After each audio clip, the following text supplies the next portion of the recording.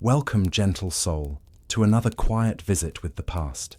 In tonight's story, we'll drift softly into the marble halls and shadowed gardens of ancient Rome, a world of whispered plots, golden feasts, and the quiet power behind the throne. This is the story of Livia Drusilla, the woman history remembers as the silent empress, graceful, intelligent, and perhaps dangerously patient. As you listen, let your thoughts slow like the fading embers of a Roman lamp. Whether you're lying down after a long day or already half asleep, I'm grateful you're here. I often wonder where in the world these stories find you. It's a comforting thought. If these peaceful journeys through history help you unwind, I'd love for you to subscribe and join me for many more calm nights in the company of the past. Tonight, we begin far from the glitter of imperial Rome.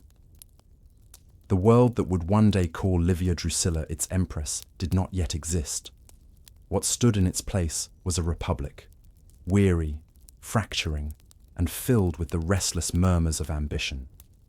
It was a Rome that could not yet imagine eternity, only survival. If you were to walk its streets around the year 50 before the Common Era, you would feel both the weight of tradition and the tremor of change beneath your feet. Rome had conquered the Mediterranean, yet could not conquer itself. Senators debated endlessly in marble halls, their togas brushing against the same stones that had seen 1,000 triumphs. Outside, traders shouted, soldiers returned from distant provinces, and the air carried the dust of progress mixed with the scent of decay. This was the twilight of the Republic, long, slow, and filled with the kind of tension that no one could quite name. People still believed in the mos maiorum, the way of the ancestors. They performed the rituals, worshipped the household gods, honored the family name. But beneath that order was something new, a thirst for personal power, sharper than faith. To live in such a time meant adjusting constantly. For the poor, it meant waiting for grain distributions, enduring political promises that never lasted. For the aristocracy, the class into which Livia would be born, it meant calculation. Marriages were contracts, friendships were tools, and loyalty was often the most dangerous virtue of all. Among the women of this world, life followed a steady rhythm. At dawn, the household stirred. Slaves lit oil lamps, swept courtyards, and fetched water from the well. In the women's quarters, wool was spun, linen folded, and the careful domestic order maintained. The matron, the mater familias, held her small empire within walls, just as the Senate held theirs without. And yet, those domestic rhythms were not without their quiet strength. A Roman household could rise or fall by the management of its women. A well-run estate, properly staffed and accounted, could make or break a senator's fortune. The matron's virtue was not only moral, it was economic, political, and deeply practical. It is here, in this carefully ordered world of household gods and whispered decisions, that Livia Drusilla's story begins. She was born in 58 BCE into the family of Marcus Livius Drusus Claudianus, an old lineage with complicated loyalties. The Drusi were noble, connected to the powerful Claudian clan by adoption and blood. To the world, that meant prestige. But prestige in late Republican Rome was a fragile shield. Livia's father had lived through the age of civil strife, through Sulla's dictatorship, through the proscriptions and bloodletting that taught Rome what political ambition truly cost. By the time his daughter was born, Marcus Drusus Claudianus would have understood that survival, not honor, was the new Roman virtue. The family estate, likely somewhere on the outskirts of the city, would have been a place of routine stability, mosaics underfoot, olive trees outside the walls, and the ever-present hum of household labor. Livia's earliest memories would not have been of power, but of order, of the rustle of linen, the smell of olive oil, the rhythm of recitation from her tutors. Roman girls of her station were educated not for rhetoric or war, but for governance of another kind, the governance of home, of relationships, of appearances. They were taught to listen carefully, to observe, to remember. The ability to speak little but understand much was prized. Silence for a Roman matron was not submission, it was strategy. And yet, outside those walls, the Republic was collapsing. Julius Caesar had crossed the Rubicon. Pompey had fled. The Senate split like dry wood under pressure. Civil war crept into every conversation. For a generation of Romans, the world seemed both familiar and unstable, as though the gods themselves were watching in silence. When Caesar took power, he brought reform, spectacle, and fear. His dictatorship reshaped the old republic into something new, a personal regime wrapped in the language of restoration. Some welcomed it. Others whispered of monarchy, a word long forbidden. Among those uneasy with Caesar's power were the nobles of old families, the Drusi, the Claudii, the Catos, and the Brutii. They saw in him not a savior, but an end to the world they had known. Livia was a child, but even in childhood, she would have felt the shift. The presence of soldiers on streets once filled only with vendors, the quiet conversations between her father and his peers, the tension that sat in every Roman home, the sense that one must now choose a side or be crushed between them. And yet, life went on. The grain ships still arrived from Egypt. The baths were still filled at noon. Priests still sacrificed at the altars of Jupiter. Even as the Republic fractured, its rituals endured, a kind of social sleepwalking through history. The Drusi, pragmatic as ever, maintained their estates, their connections, their careful neutrality.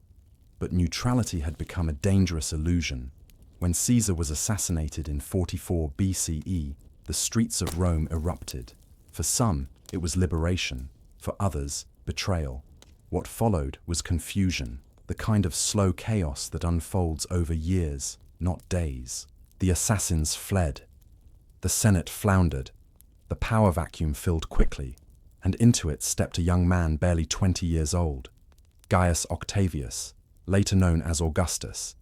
He was not yet the emperor, not yet the man who would hold the world in his hand, but already he possessed the one trait that defined him: patience wrapped in calculation. And somewhere, as Rome trembled again with the sound of marching legions, a young girl named Livia was growing into womanhood. She would have been 12 or 13 when Octavian began his rise. Too young to play a role, yet old enough to remember the faces of men who vanished overnight, the smell of smoke after riots, the way her father's expression changed when new decrees were read aloud. The Rome of her adolescence was not the Rome of marble that later poets would celebrate. It was a city of timber scaffolds, crowded tenements, and half-built temples, a capital in flux, suspended between collapse and transformation. In that uncertain world, women of noble birth learned one lesson above all others: adapt. The laws could shift, the consuls could die, but survival was an art, a quiet one. As the triumvirs carved up the Republic, Octavian, Antony, and Lepidus each claiming a share of its bleeding territories, families like Livia A.S. chose sides cautiously. Her father, aligned with the losing faction, would eventually find himself on the wrong side of history. But Livia, as we shall see, inherited not his politics, but his endurance. To understand her later silence, that composed, inscrutable calm for which history remembers her, one must imagine the soundscape of her youth. The daily repetition of household tasks against the distant echo of military parades, the soft prayers to Vesta as news of battles arrived, the unspoken understanding that in Rome, safety was temporary and favor fleeting. Even as a child, she was part of a civilization that had begun to decay under its own success. Rome ruled the known world, yet its people feared themselves. Senators were murdered in broad daylight, debts rewritten with every coup. Slaves and freedmen rose faster than noble names could endure. The Republic had grown too vast for its own systems, too rich for its virtues, too powerful for its conscience. Livia's generation was born into that contradiction, into the quiet fatigue of greatness. And perhaps that is why, when power finally came to her, she treated it not as a gift, but as a duty to be maintained, hidden, controlled. But we are not there yet. For now, she remains a figure in the background of her father's household. A girl who watched and learned as Rome taught its final lessons in chaos. Imagine her, perhaps in the peristyle courtyard of her family home. The sun slants across marble columns. A servant brings water for her to wash her hands. Somewhere beyond the garden walls, a herald's voice calls out a new decree from the forum.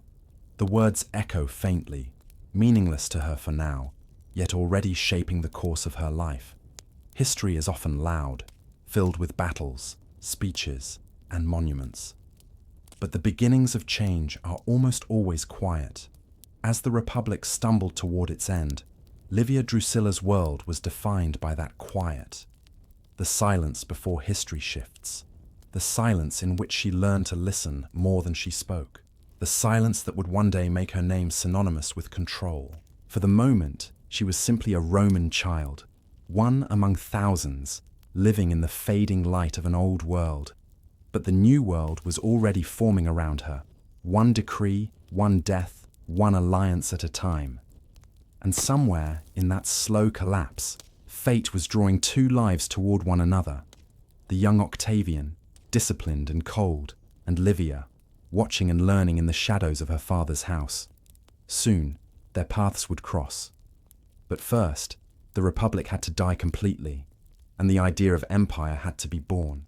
So let the noise of the city fade for a moment. Picture the dim lamplight in a Roman villa, the faint scratch of a stylus on wax tablets, the smell of olive oil, the distant rumble of chariots in the streets. This was the sound of an age passing, and in that silence, a question lingers. Could anyone have guessed that this quiet child would outlive the Republic itself? You are still in Rome. The air is thick with dust and expectation. The Republic stumbles forward, and in the midst of it, a girl named Livia grows, not into legend yet, but into discipline. Her childhood was shaped by order. For Roman girls of her class, life began not with freedom, but with instruction.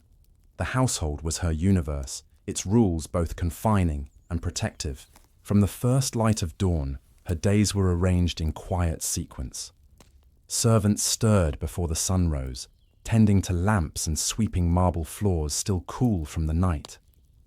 In the women's quarters, the murmur of voices began, the sound of wool being drawn through fingers, the rhythm of daily work. This was not leisure, it was virtue. The domus, the household, was a living symbol of family dignity, and a girl's duty was to sustain it without complaint. Livia learned early that appearance mattered as much as action. Roman virtue was visible. It lived in posture, in modest speech, in the smooth efficiency of domestic life. The discipline of these routines would stay with her long after her tutors were gone, long after she commanded a palace instead of a home. A Roman girl's education was not confined to reading and writing, though those skills were valued. It was moral before it was intellectual. Her mother, perhaps sitting beside her in the courtyard, would recite maxims about obedience, restraint, and the careful performance of femininity. Even the smallest habits carried meaning. How to lower her eyes, how to walk in public, how to speak to a man of higher rank without presumption. The philosopher Seneca, writing later, would describe virtue as a habit, not an act. Livia's generation learned that long before he wrote it. She studied the gods too, the quiet domestic deities who guarded hearth and threshold. The Lares and Penates were not distant abstractions, they were family. Each morning, incense burned before their small household shrine. Livia would have bowed her head, repeating prayers older than her language itself. Religion, for her, was not passion but rhythm. It kept the world in balance. Even in times of civil chaos, the small rituals continued.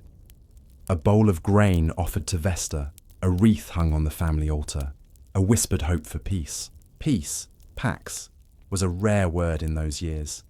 But children lived by repetition, and repetition became its own form of peace. As Livia entered her teenage years, the outside world grew louder. Armies marched in distant provinces, decrees were posted on walls. Yet inside the villa, the rhythm of days went on. Tutors came and went, teaching her the basics of literature, the verses of Ennius, the tales of early Rome. She learned the genealogies of noble houses, the alliances that tied one name to another. History, for her, was not a story of ideas. It was a map of survival. Every Roman child of her class understood that lineage was both burden and weapon. Her father's family, the Livia Drusilla, had once stood proudly in the Senate. Her adopted Claudian heritage added another layer, an ancient name known for severity, for the cold dignity that made even allies uneasy. To bear such a name meant inheriting its expectations. A Claudian woman was not to be charming, nor outspoken. She was to be disciplined, frugal, and utterly beyond reproach. Virtue, once earned, had to be guarded as if it were property, because in a sense it was. It is easy to forget, looking back from the comfort of centuries, that Roman women had no political power in law. They could not hold office or command troops. Yet within the home, their influence was profound. They managed estates, oversaw clients, arranged marriages, and ensured the smooth operation of property that stretched across Italy. The empire to be rested on domestic efficiency long before it rested on legions. Livia's father, Marcus Drusus Claudianus, was a man of the old school, cautious, patrician, steeped in the traditions of the Republic. But even he must have seen that the world was changing. His daughter Almaesa's future would depend less on the integrity of her name and more on the alliances that name could secure. Marriage, in Rome, was not romance. It was diplomacy conducted at the dinner table. For a girl like Livia, the approach of marriage marked the end of childhood almost overnight. By 15 or 16, she would have been betrothed, her dowry negotiated in careful detail: land, slaves, ornaments, promises. But before that day came, she lived through years of preparation, learning what it meant to be a Roman matron. She would have studied accounts, supervised servants, and observed the endless flow of letters and visitors that defined an aristocratic household. Every small decision, how to greet a guest, how to arrange a feast, when to speak, and when to remain silent, was a kind of training. In later years, her composure would strike others as unnatural, almost inhuman. But such composure was learned early, through 1,000 repetitions of self-control. To show emotion was to invite scrutiny. To lose one's calm was to risk reputation. And reputation, for a Roman woman, was currency. It was not only within her own home that she learned these lessons. The city itself taught them. Rome was a living classroom, a vast, unpredictable system of hierarchy and spectacle. On feast days, the streets filled with processions. Priests in white robes carried laurel branches. Musicians played their sharp, bright horns. The people gathered in the forum, shouting praise or protest, depending on who paid them that week. Statues of heroes looked down from their pedestals, weathered and expressionless. Livia might have been carried through those streets in a litter, her eyes level with the stone faces of ancestors carved long before her birth. She would have seen senators passing in lines of guarded dignity, and behind them, the silent crowds of Rome's poor. Even at 15, she would have known that the Republic was unequal, that wealth insulated but did not guarantee safety. She may have attended ceremonies at the Temple of Jupiter on the Capitoline Hill, where senators made offerings and debated beneath painted ceilings. The sound of footsteps on marble, the smell of incense, the murmuring prayers, these impressions would linger for life. For Roman youth, the city was both cradle and warning. It taught obedience through awe, but history was moving faster than any child could follow. While Livia's days passed in study and household discipline, the Republic's days were numbered. Octavian had aligned with Antony and Lepidus to form the Second Triumvirate, their authority absolute and terrifying. Prescriptions returned, lists of names posted in the forum, marking citizens for death. Perhaps her father's expression grew tighter then, his letters shorter, his guests fewer. The wrong friendship could mean ruin, the wrong opinion, exile. In these quiet domestic settings, the great storms of history made themselves felt only through absence. The relative who did not return from a journey, The friend whose house stood suddenly abandoned the messenger who arrived late and left too quickly. Livia would not yet have understood the full machinery of power, but she would have felt its cold touch. The family withdrew more often to their country estates. There, life was quieter still. Olive trees stretched to the horizon. Slaves tended vineyards in silence. The rhythm of agricultural life was ancient, predictable. Each day began with the call of birds and ended with the scent of oil lamps. Here, far from the tension of the capital, Livia's character hardened into its final form, disciplined, observant, unmoved. In the countryside, Roman families found a sense of control they lacked in the city. Estate management was a science. The hours were divided by tasks: inspecting granaries, recording yields, paying overseers, approving repairs. Even as a young woman, Livia might have accompanied her father on these rounds, learning to measure output, to question accounts, to ensure loyalty among slaves. To modern ears, such details seem tedious. But for Romans, they were the fabric of life. Greatness was built not from battles alone, but from the steady accumulation of order. By the time she neared her first marriage, Livia would have known how to manage an estate, how to negotiate servants, how to maintain her dignity under scrutiny. She would have understood that in Rome, survival depended not only on strength, but on the appearance of virtue. Virtue was the most public of private matters. It is strange perhaps to think of this teenage girl, calm, intelligent, and restrained, living through one of the most chaotic periods in Roman history. Yet the contrast defined her. The more unstable the world became, the more she cultivated steadiness. In the years ahead, that steadiness would become her weapon. Before her 16th birthday, her father arranged her marriage. Her husband-to-be was Tiberius Claudius Nero, a man of noble birth and strong political convictions. Convictions that would soon place him on the losing side of history. But for now, he was a respectable match. Livia would leave her father's house and enter another, bringing her dowry, her servants, and her silence. She would bow before the household gods of her new family, light her first ceremonial fire, and begin the life expected of her. To the world, it would seem unremarkable, just another marriage among Rome's elite. But the girl who stepped across that threshold carried within her the calm that would one day outlast empires. In later years, poets would write of women who stirred passion or intrigue. Livia inspired neither. She inspired obedience, from others, and from herself. And as her new life began, the world outside shifted once more. Octavian and Antony moved toward inevitable conflict. The air of Rome grew thick with uncertainty again. Within her new household, Livia would keep her silence, watching, learning, and remembering. The Republic was dying. A new world waited just beyond the horizon, one that would need her particular kind of patience. For now, she was still only a young bride in a fragile Rome, learning to keep her thoughts guarded and her expression serene.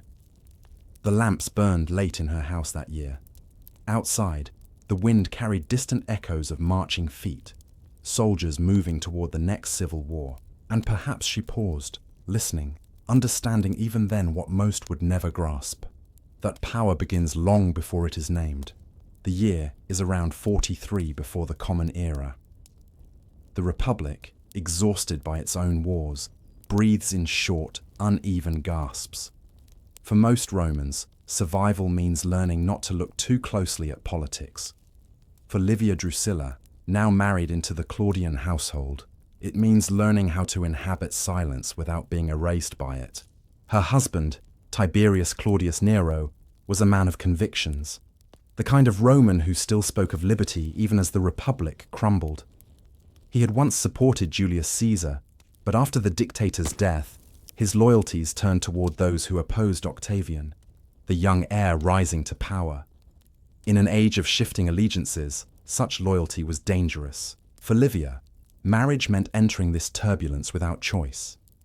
At 16, she became the mater familias of a new household.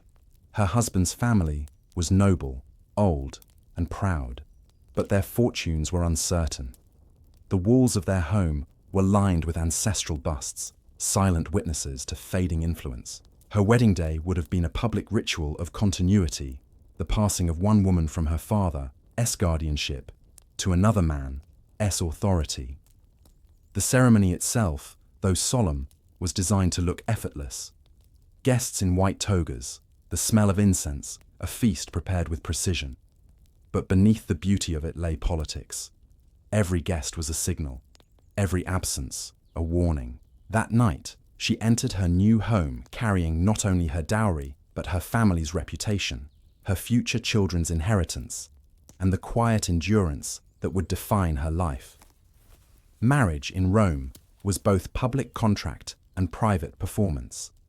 The law saw husband and wife not as equals, but as parts of a single structure, one that existed for the preservation of lineage and property. A Roman matron could not command armies or propose legislation, but within her household she ruled absolutely. Livia learned this quickly. The Claudian home on the Palatine Hill would have been large, but not lavish, filled with the quiet sound of domestic life. Slaves moving softly through corridors, the rustle of linen garments, the occasional sharp command of an overseer. Her husband's political life brought visitors, sometimes cautious, sometimes desperate. The walls of the atrium heard many half-whispered names: Brutus, Cassius, Cicero, all ghosts now, but in that moment still part of the living confusion of civil war. Livia moved through these spaces with measured calm. She poured wine at dinners, received visitors' wives, offered the required courtesies. Her expression was always composed, never too curious, never too distant. In the years to come, that expression would become her armor. To understand her life in these years is to remember that Roman marriage was not built on sentiment. It was a partnership of survival. A woman's success was measured by stability, not affection, not passion, but endurance. And so, she endured. Outside her home, the Republic disintegrated further. The triumvirs, Octavian, Antony, and Lepidus, divided Rome's territories among themselves. The prescriptions began again, coldly efficient. Each morning, new lists of names were nailed to the rostra in the forum. Men awoke to find themselves declared enemies of the state, their property seized, their families driven into exile. Livia's husband was among those who chose the losing side. He aligned with those who supported the memory of the Republic, those who saw Octavian as a usurper rather than a savior. For Livia, this choice meant flight. The household packed quickly. Servants whispered as goods were sold, as horses were prepared for the road. The city they left behind was one of fear, its temples still standing, its rituals still performed, but its soul already surrendered to new power. They travelled south, through Italy's rolling fields and dusty roads, into a landscape scarred by war. The countryside that had once fed the city was stripped bare by soldiers. Villages stood half-burned. Farmers fled to hills, taking their animals with them. For a woman raised in order, the journey must have felt endless. The days blurred together, sunlight, dust, and the sound of wheels grinding against stone. There were few safe places left to rest. The old alliances that had once offered protection were dissolving faster than anyone could predict. Somewhere along this path, Livia conceived her first child. Even as the Republic fell apart, life persisted in its quiet defiance. They found refuge in Greece, as many Roman exiles did, a place where the language of philosophy outlasted the politics of empire. Athens, Rhodes, Corinth, all cities that had seen the rise and fall of power before. In exile, life slowed. There were no public feasts, no senatorial debates, no guests arriving to flatter or threaten. Instead, there was routine. The sound of water drawn from wells, the faint hum of markets, the scent of olive groves. For Livia, this was a new education. Away from Rome's constant performance, she observed the smaller, more durable rhythms of life, the way households adapted, how reputations were rebuilt quietly, how patience became a strategy. Her husband still spoke of politics, of restoration, of Rome's moral decay. But for Livia, the future was beginning to take a different shape. She had seen too much to believe in the purity of causes. Survival required something colder, more exacting, an understanding of when to act and when to wait. Her son Tiberius was born in Greece around 42 BCE, under the uncertain light of a foreign sky. His birth was both promise and burden, a reminder that history continued even in exile. The family's fortunes might have seemed doomed, but life, relentless and practical, went on. The baby's cries echoed in a rented house far from home, and in that moment, something irreversible began. A few months later, news arrived from Rome. The armies of Brutus and Cassius, last champions of the old republic, had been defeated at Philippi. Octavian and Antony now ruled unopposed. The dream of restoring the republic was over. Exile stretched into uncertainty. We do not know what Livia thought in those quiet years, but her later actions suggest that she learned the most important Roman lesson of all. Power, like the seasons, always returns, but never to the same hands. She must have watched her husband's unease, his bitterness. Once his name had carried influence, now it was a liability. Each letter from Italy brought news of confiscations, pardons, and betrayals. Each rumor reminded them that their world had been rearranged without their consent. And yet, even in that distant refuge, Rome's shadow fell long. The triumphs of Octavian were celebrated across the provinces. Statues were erected, coins minted with his image. The future emperor's name became as familiar as a prayer. It is possible, perhaps even likely, that Livia heard of him often in conversation. He was young, calculating, tireless. Those who opposed him fell quickly. Those who allied with him prospered. The contrast between her husband's fading fortunes and Octavian's relentless ascent could not have been lost on her. But there was nothing to be done yet. So she waited. The years of exile were not wasted years. They were the years in which her patience matured into something sharper. The calm understanding that power was not seized in haste, but gathered quietly over time, like the steady flow of a river. And as the world shifted again, as Octavian and Antony turned from allies to rivals, the winds of fate began to change direction once more. By 39 BCE, a general amnesty was declared. The exiles were permitted to return to Rome. Those who had fled now came home, cautious but hopeful. Among them were Livia, her husband, and their infant son. Imagine their return. The city they had left was still recognizable, yet utterly changed. The Forum was busier than ever, rebuilt and reimagined in Octavian's image. The statues of the old heroes stood beside new ones, of Caesar, of victory, of the rising order. The smell of the city was the same, smoke, spices, dust, but its spirit was different. People spoke of peace now, but their voices carried an undertone of fear. For Livia, this return was not a restoration. It was an awakening. She was no longer the obedient daughter of her father's house, nor the uncertain bride of her husband's politics. She had become something else, composed, disciplined, observant. She understood now that history favored the patient, not the loud. And so, when she entered the city again, she did not look backward.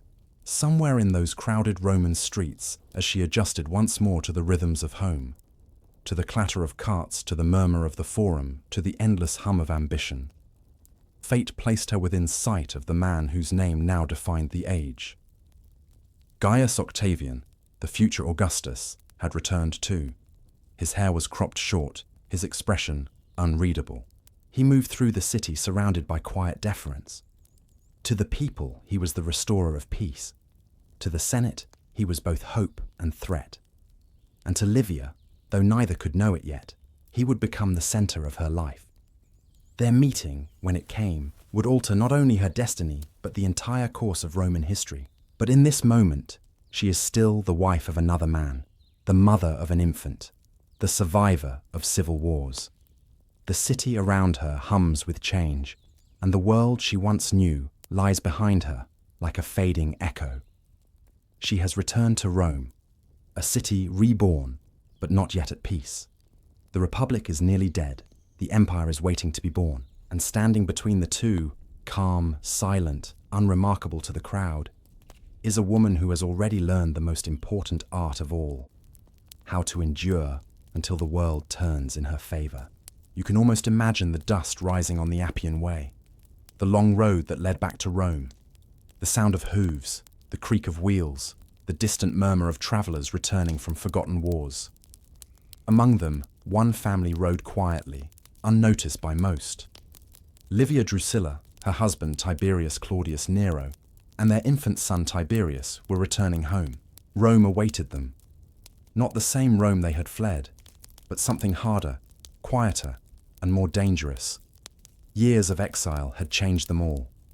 The man who once spoke passionately of liberty now travelled with the silence of a man who knew too much of defeat. The young woman beside him, only 20 years old, had learned the delicate rhythm of survival. Her eyes had watched armies march, friends vanish, and the world rearrange itself around a single name: Octavian.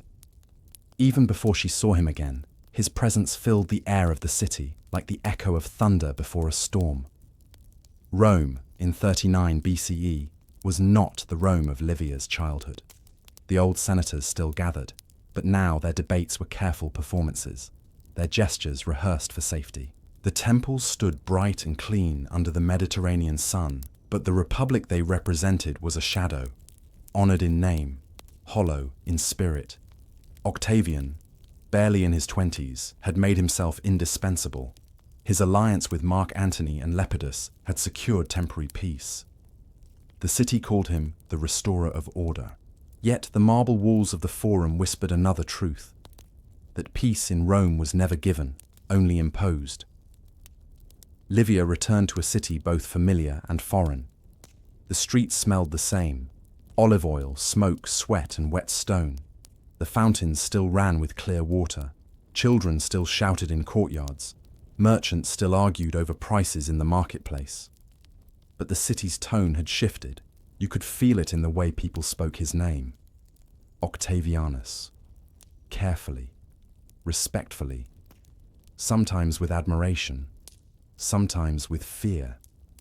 The Claudian household, though noble by birth, now stood apart from power. Their exile had not been forgotten. Their loyalties were questioned quietly, as if politeness could disguise suspicion. Livia, however, carried herself with that Roman composure, the calm that conceals everything. She understood now that in this Rome, words were weapons and silence was armor. She re-entered her role as matron of the house with precision. The servants, relieved to see their masters alive, returned to their duties. The household accounts were reviewed, the storerooms inventoried, the old busts of ancestors dusted. Order returned, at least within their walls. It is easy to forget, when history speaks of emperors and battles, that most of life in Rome was domestic. Even among the powerful, days were filled with practical matters: managing estates, arranging marriages, settling debts, hosting dinners that were as much strategy as hospitality. For Livia, this was her realm: the household, the network of families, the quiet management of influence through conversation and gesture. She did not raise her voice, but she observed everything. Her husband, still politically active, tried to re-establish himself among Rome's cautious elite. He visited old allies, attended public games, made gestures of loyalty to the new order. But there was little space left for old republicans. Their time had passed. And then, in that uncertain peace, something unexpected happened. A meeting that would change everything. Livia met Octavian.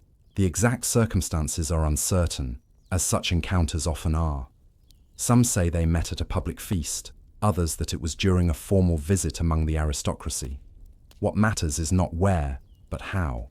Two people, both young, both shaped by the violence of the past decade, saw in each other not romance, but recognition. Octavian was cautious, restrained, and calculating, traits rarely admired in youth, but essential in survival. Livia mirrored them in her own way. She spoke little, listened closely, and carried herself with quiet control. Perhaps what struck him most was her composure. In a city of flatterers and schemers, her calm presence must have felt like still water in a storm. And yet, she was married. Roman society had rules, flexible ones, but rules nonetheless. A woman's marriage, especially among the elite, was a public matter. Divorce was not scandalous, but it was strategic. It changed alliances, reputations, and inheritances. Octavian, already consolidating power, was married as well. To Scribonia, a politically convenient match that had brought him an alliance but no happiness. By all accounts, it was an uneasy union, and so, quietly, inevitably, arrangements began to shift. When Octavian divorced Scribonia, the timing was precise. On the very day she gave birth to his daughter, Julia, he announced the separation publicly, but without emotion. Shortly after, Livia herself was divorced, or perhaps more accurately, her husband was persuaded to release her. The details are lost to history, replaced by rumor and speculation. Some said she was already carrying Octavian's child, though the timelines do not confirm it. Others said her husband agreed under pressure, seeing no alternative but obedience to the rising ruler of Rome. What we know for certain is that within months of her return from exile, Livia, wife, mother, and exile's companion, became the wife of Rome's most powerful man. Their wedding took place in 38 BCE. It was, by Roman standards, both scandalous and perfectly acceptable. She was pregnant with her second son, Drusus, conceived with her former husband. Yet Octavian married her openly, without delay, confident that propriety would eventually bend to power. At the ceremony, witnesses saw her walk beside him with quiet grace, dressed in the white of Roman matrons, her hair bound in the traditional style. Octavian, serious and composed, stood beside her, the image of control. To the city, it was a message. Power had found its counterpart. For Livia, this was not the end of her story, but its true beginning. In her new role, she entered a household that would one day become the imperial court. Yet, at that moment, it was still simply the home of an ambitious man surrounded by loyal friends, advisors, and soldiers. The house itself was modest. Octavian's wealth, though growing, was not yet imperial, but it was organized with purpose. Every space had meaning. The atrium for audiences, the dining room for diplomacy, the garden for private conversation. Livia made it her own. She managed the household with precision, maintaining the balance between luxury and restraint. Her servants followed quiet routines. Meals were timed, guests were placed with care, and even the flowers in the courtyard were chosen to reflect the season. To Octavian, order was not decoration, it was control. And in Livia, he found someone who understood that without needing to be told. The city's gossips, of course, spoke of her beauty, cool, refined, and untouchable. But her true influence came not from appearance, but from discipline. She did not argue, she arranged. She did not command, she guided. And slowly, she became essential. She read the mood of senators before her husband met them. She remembered names, alliances, and family ties. She managed correspondence and quietly advised on matters of trust. Over the years, this became her defining strength, a power that did not shout, but whispered. Octavian's path towards supreme authority was far from complete. Rome was still divided. His uneasy truce with Antony and Lepidus would not hold forever. The seas were full of pirates, the provinces restless, and the treasury nearly empty. But in the midst of this, his private life was steady. The partnership he formed with Livia gave him what Rome most valued, the appearance of stability. Together, they became a symbol. He, the restorer of peace. She, the embodiment of virtue. It was, of course, an illusion. But in politics, illusion was often the most durable truth. Years later, when the poets of Rome would write of her, Virgil, Horace, Ovid, they would speak of her as Pudicitia, the goddess of chastity and duty, the ideal matron who restored Roman morality by her example. And yet, behind that serene image was a mind of iron. Livia understood better than anyone that Rome's peace rested not on virtue, but on fear. Her role was to make that fear look respectable. For now, though, she remained silent. She had secured her place beside Octavian. Her children, though born of another man, were welcomed into his household. Her husband's former enemies were being absorbed into his administration. The transformation of Rome was underway, and she, quietly, was part of it. In public, she walked beside him at ceremonies, her steps measured and graceful. In private, she watched, listened, and remembered. The marble world of Rome glowed with new confidence. Temples were restored, laws rewritten, coinage standardized. But beneath the surface, the old anxieties still murmured. Who would rule? Who would fall? And what kind of peace was being built? Livia, more than anyone, sensed how fragile it all was. She had seen the Republic die once already. She would not let the new order collapse through carelessness. So she waited, watched, and when she spoke, it was never without purpose. Her story, now joined to that of Octavian, the future Augustus, had only just begun.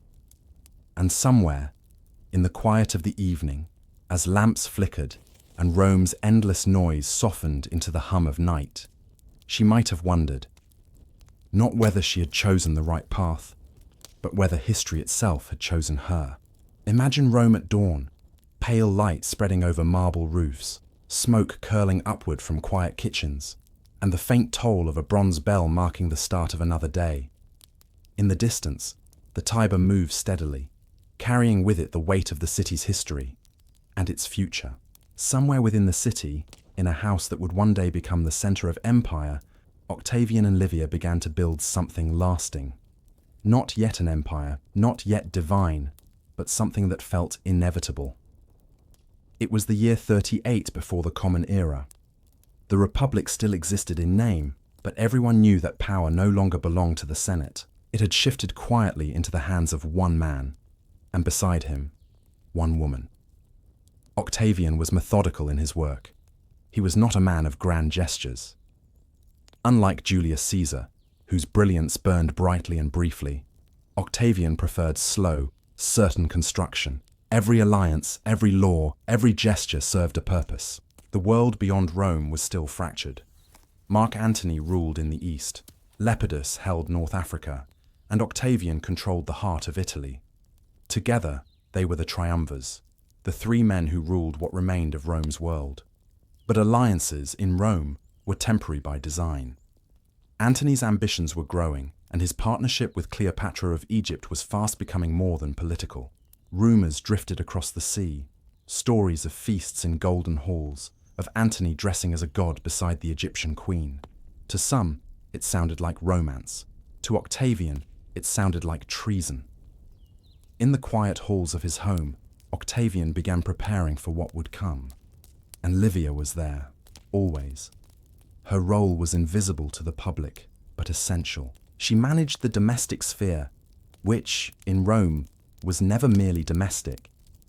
Every dinner was a council, every guest list a statement. The household became a stage for power dressed in civility. The meals she arranged were not lavish, but dignified. Silver dishes polished to dull shine, wines chosen with restraint. Conversation guided carefully away from danger. She understood that power must never appear indulgent. Octavian was to be seen as disciplined, temperate, the opposite of Antony's Eastern extravagance. It was during these years that the image of Augustus began to form, not yet divine, but already sacred in its stillness. While Octavian managed armies and policy, Livia managed perception. The two were inseparable forces, strategy and presentation. He shaped Rome's laws. She embodied their ideals. Octavian's reforms began slowly. He reorganized finances, rebuilt temples, and restored order to the chaotic administration. He restructured military command, granting veterans land and pensions, small acts of stability that won him loyalty where others ruled by fear. Livia, meanwhile, became the model of Roman virtue. Her name began appearing in poems, often idealized, sometimes exaggerated, always deliberate. She represented the purity and discipline that Octavian wished to project. To the poets and philosophers, she was the living image of Rome's moral revival. To her husband, she was indispensable, calm, intelligent, and unwavering. In private, however, life was not free of sorrow. Livia's second son, Drusus, was born shortly after her marriage to Octavian. Though the child was fathered by her former husband, Octavian treated him and his older brother Tiberius as his own. Their upbringing was careful, steeped in discipline, duty, and quiet expectation. There were no lavish toys, no indulgent tutors. The boys learned history, rhetoric, and the moral codes of the early republic. The same values Octavian wished to restore in Rome itself. But even as the family built a careful image of harmony, the world beyond their walls trembled. Lepidus, once a triumvir, fell from favor. His forces weakened, his influence shrank, and finally, Octavian dismissed him altogether. The power that had once been shared among three was now divided in two. Rome held its breath. In the east, Antony and Cleopatra ruled like gods. Their portraits appeared on coins side by side, and their armies swelled with wealth from Egypt's fertile lands. To many Romans, the pairing looked unnatural, a Roman general enthralled by a foreign queen. To Octavian, it was an opportunity. He began crafting the narrative that would define history, that Antony had abandoned Rome, seduced by luxury and ambition, while he, Octavian, remained faithful to the traditions of their ancestors. This too was Livia's domain. The moral contrast between Antony's decadence and Octavian's restraint required visible proof. She provided it. While Antony's banquets overflowed with gold and perfumes, Livia's household exuded order and moderation. She walked through the streets in simple garments of unbleached wool. She oversaw the spinning of her own thread, a symbolic act that poets would later recall with admiration. Her servants were chosen for discretion. Her demeanor, always serene. It was a deliberate theater of virtue. And it worked. The people of Rome began to see in Octavian and Livia not just rulers, but restorers. A return to something lost. The moral order of the early republic was being reborn, or at least reimagined, beneath their quiet partnership. By 32 BCE, the final conflict was inevitable. The alliance between Octavian and Antony collapsed. Propaganda filled the city. Tales of Egyptian influence, of Antony's will leaving his empire to Cleopatra's children. The Senate turned to Octavian as savior. War followed, though the city called it a defense of Rome's dignity. Livia, as always, remained silent in the background, but her presence was constant. She managed the household through the uncertainty, maintained morale, and kept correspondence flowing. When news of victory came, the decisive naval battle at Actium in 31 BCE, the celebrations were cautious at first, then immense. Octavian had won. Antony and Cleopatra were dead. Egypt was annexed. The world was, at last, under one man's control, and so began the transformation of Rome from republic to empire. But Octavian did not rush to declare himself king. Rome hated kings. Instead, he moved with careful patience, reshaping the state from within. He accepted honors reluctantly, declined crowns publicly, and accepted power subtly. One by one, offices and titles gathered around him until his authority was absolute, though his manner remained modest. In 27 BCE, the Senate granted him a new name, Augustus, the revered one. It was not a title of conquest, but of sanctity. He was no longer merely Octavian, the heir of Caesar. He was now the embodiment of Rome's destiny. And beside him, as always, stood Livia. When the marble reliefs of this new age were carved, the statues, the coins, the inscriptions, she appeared beside him not as consort, but as counterpart. Her figure was calm, her expression restrained, her posture dignified. Together, they represented the ideal that Rome wanted to believe in, a return to order, piety, and peace. The poets called it the Pax Romana, the Roman peace. But peace, in Rome, was never simple. It came at the cost of silence, the quiet burial of the Republic's old freedoms, the acceptance of a single will as law. Perhaps Livia understood this more clearly than anyone. She had seen the cost of resistance, the futility of principle in a world ruled by force and patience. She had learned long ago that peace was built not on ideals, but on endurance. Her influence grew not through decree, but through trust. She became the private counselor of the emperor, advising, observing, reminding. Her words were few, but they carried weight. In time, she was granted her own property, her own wealth, her own attendants, all signs of favor and authority. Yet she wore her power lightly, as if it were merely an extension of her household duties. Visitors to the imperial home often remarked on its simplicity. There were no excessive displays of gold, no lavish banquets. Even Augustus's own diet remained plain: bread, cheese, figs. Livia saw to it personally. To outsiders, it looked like virtue. To insiders, it was strategy. The image of moderation became the foundation of their rule. And for a time, it seemed unshakable. But beneath the calm, another story was beginning. One that history would tell in whispers. The new imperial order required heirs, succession, and loyalty. It required family unity in a world built on ambition. Livia, ever observant, must have known what such a future demanded. She had 2 sons, both of the Claudian line. Augustus had one daughter, Julia. The web of blood and marriage was already tightening, and in that web, power would begin to shift in dangerous ways. For now, though, Rome rested. Temples gleamed again. Laws were rewritten. The gates of war were closed. The city, for the first time in generations, slept in peace. And somewhere in the quiet, behind the marble facade of the Palatine home, Livia stood in the flickering light of an oil lamp, looking out over the sleeping city, a city she had helped tame not by sword or decree, but by patience. Perhaps she wondered, as the night deepened, whether peace could ever truly last, or whether, like all things in Rome, it was only waiting to be tested again. You awaken again within the marble hush of Rome. The Republic is gone now, though no one dares to say it aloud. In its place stands something new, not quite monarchy, not quite freedom, but a quiet, carefully balanced order.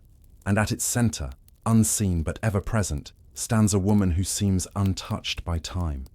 Livia Drusilla. Now in her 40s, she has become the living symbol of Roman womanhood, dignified, loyal, modest, and always composed. The Senate calls her Mater Patriae, Mother of the Fatherland, though such titles are whispered rather than proclaimed. She moves through the corridors of the Palatine like a shadow made of silk, always calm, always observing. Her husband, Augustus, once Octavian, has completed the long transformation from warlord to emperor. He governs not through conquest now, but through stability. He claims to have restored the Republic, but the people know better. They know who truly holds the reins. And Livia, in her quiet way, ensures those reins are never dropped. Each morning begins the same. She rises before the first light touches the 7 hills, the air still cool from the night. Her attendants light the lamps and bring her simple breakfast: bread, dates, perhaps a handful of olives. She eats sparingly, preferring control even in appetite. Her beauty, once celebrated across Rome, has softened with age, but the eyes, sharp, steady, calculating, remain unchanged. She dresses in pale linen, unadorned save for a small clasp of gold shaped like an olive leaf. Every detail is chosen with intention. Livia does not need jewels to command attention. Her presence alone bends the air around her. Outside, the Palatine Hill stirs awake. Slaves sweep the courtyards. Couriers deliver messages from distant provinces: Egypt, Syria, Gaul. Rome's empire now stretches farther than anyone in her youth could have imagined. Inside, Augustus holds council. Livia often joins him, seated just beyond the circle of senators and generals. She rarely speaks, yet when she does, the room listens. The men of Rome are used to voices raised in debate, to fists on tables and arguments over power. But Livia's words are different, measured, deliberate, almost gentle. When she speaks, she doesn't command, she suggests. And somehow, her suggestions always become law. To the outside world, she is the perfect Roman matron, modest, devoted, endlessly dutiful. The poets praise her virtue. The people compare her to the goddesses of old. But within the palace, those who serve her understand the deeper truth. Livia does not simply support Augustus, she shapes him. She manages his health, his schedule, his relationships. She screens those who wish to speak with him. She filters letters, reviews decrees, and, it is said, sometimes even intercepts messages before they reach the emperor's desk. No decision is truly made without passing through her hands. Still, she never appears to rule.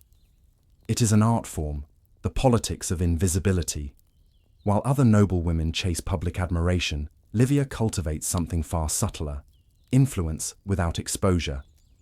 When ambassadors arrive, she is there, silent beside Augustus. When senators petition for favor, she observes, her eyes resting on them long enough to make them shift in their seats. When scandal erupts, she is the calm that follows, the still voice reminding everyone that Rome must remain stable, dignified, eternal. And yet, behind the serenity lies unease. Livia has 2 sons from her first marriage, Tiberius and Drusus. Augustus, meanwhile, has none of his own blood. His only child, Julia, is grown now, married multiple times in his endless search for a suitable heir. Each match, each disappointment, drifts through the imperial household like a cold wind. Livia watches as Julia's children are born, potential heirs, each more dangerous than the last. And though she never raises her voice, her loyalty to her own blood runs deep. She knows that power is not gifted. It is inherited or taken.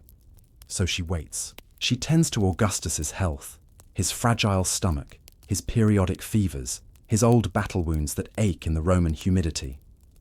She oversees his meals, carefully selecting herbs, oils, and grains. Nothing enters his cup or plate without her approval.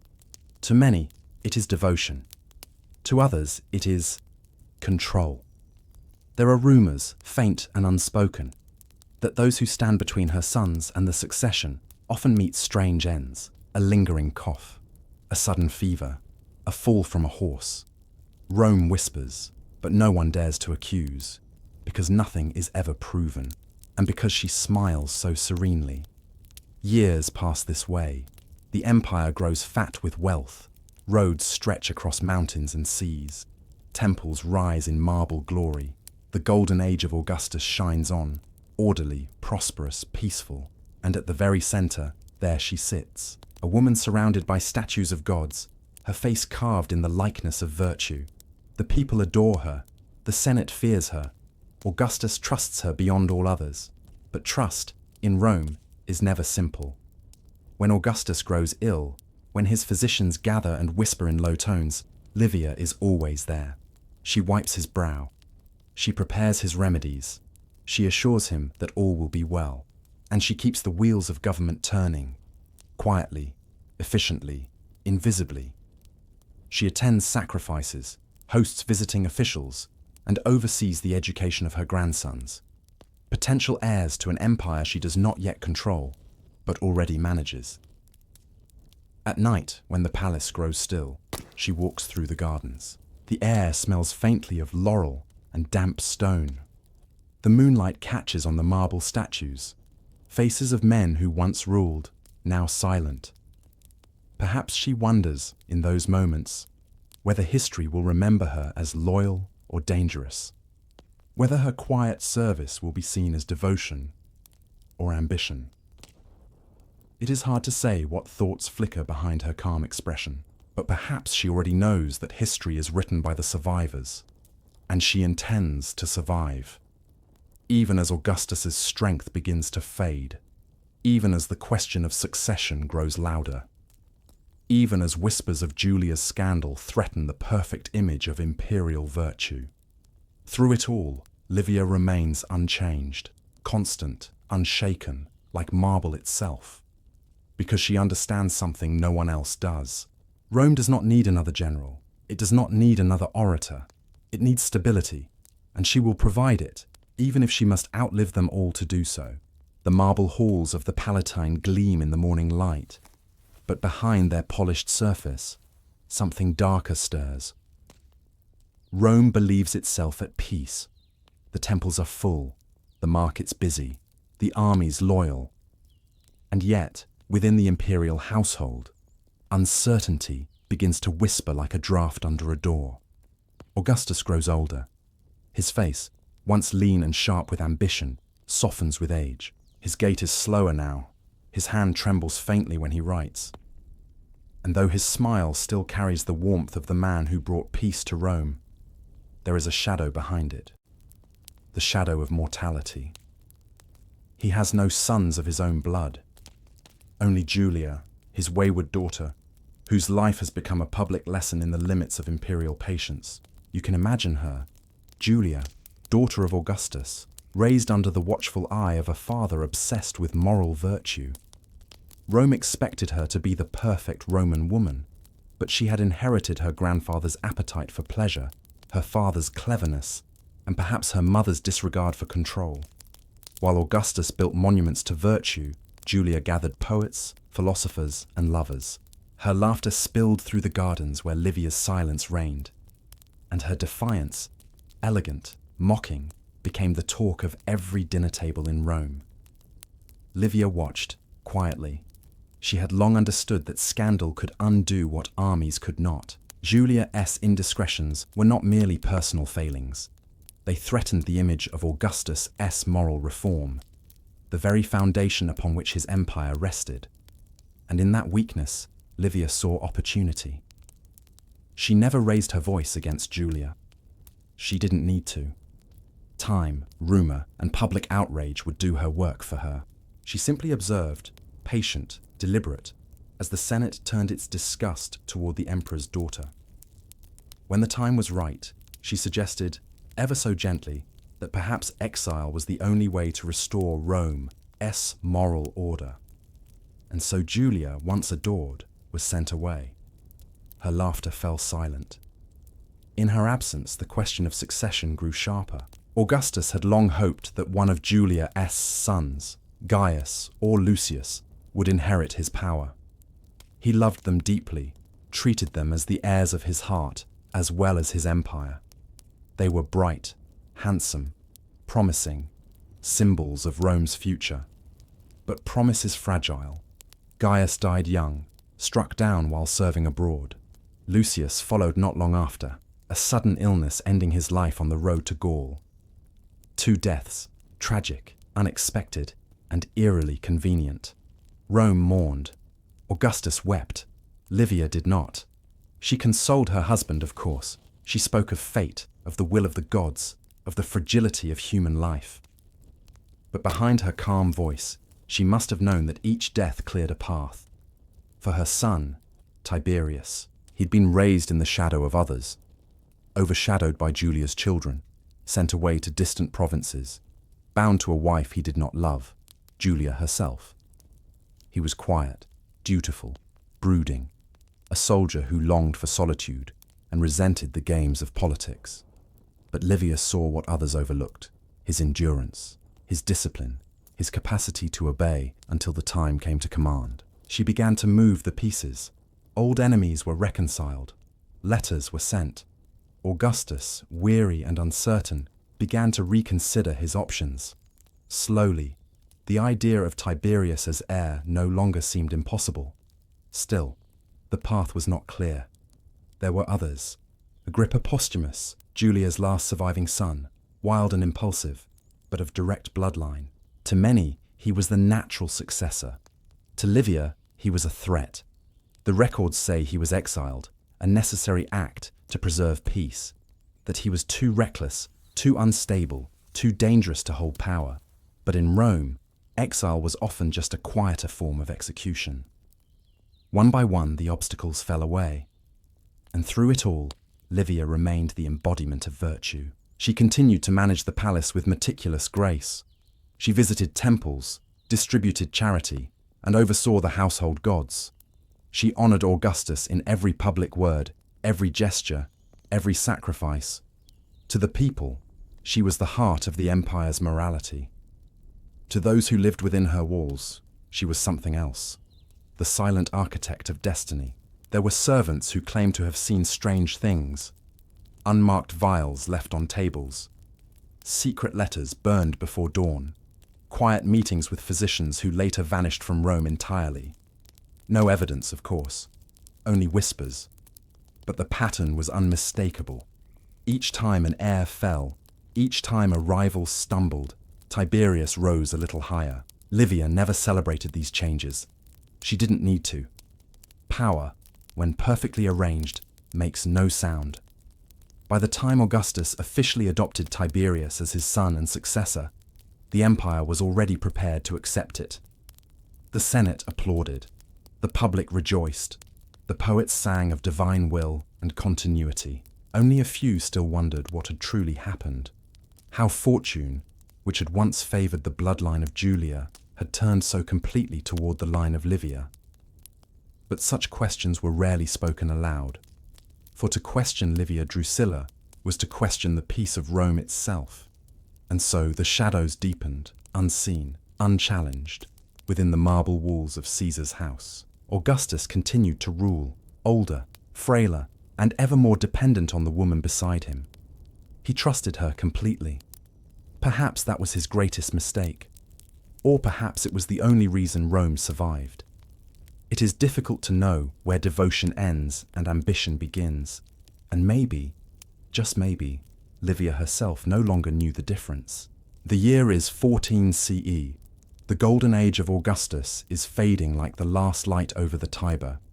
Rome stands vast and still, an empire stretched from the sands of Egypt to the misted hills of Britannia, governed by laws that bear one man's name, Augustus Caesar, the savior of Rome, the bringer of peace, the man who turned a crumbling republic into an empire that would outlive its founders. For decades, his face has graced the coins, his name invoked in temples, his word treated as divine. But now, age has withered him. His skin is thin and pale. His breath shortens when he walks through the palace gardens. He still tries to maintain the old habits, the early rising, the careful meals, the consultations with senators. But each day, it grows harder. And beside him, as always, is Livia. She walks slowly now too, her movements deliberate, her face calm and expressionless.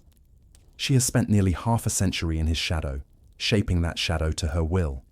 Together, they have outlasted civil wars, betrayals, and the slow decay of time. Now, their empire is a monument, beautiful, vast, and heavy. But monuments, like people, eventually crumble. It begins quietly. A fever, nothing more. The physicians assure the court that the emperor will recover. Augustus has survived worse, illnesses, wounds, heartbreaks. Still, Livia is attentive. She prepares his meals herself. She supervises his medicines. She restricts visitors, allowing only a few trusted aides and her son, Tiberius. The emperor's appetite fades. He no longer enjoys the honeyed figs he once loved. He sleeps more, and when he wakes, his eyes wander, as if seeing memories rather than faces. Some nights he asks for Julia, his lost daughter, though she is long gone into exile.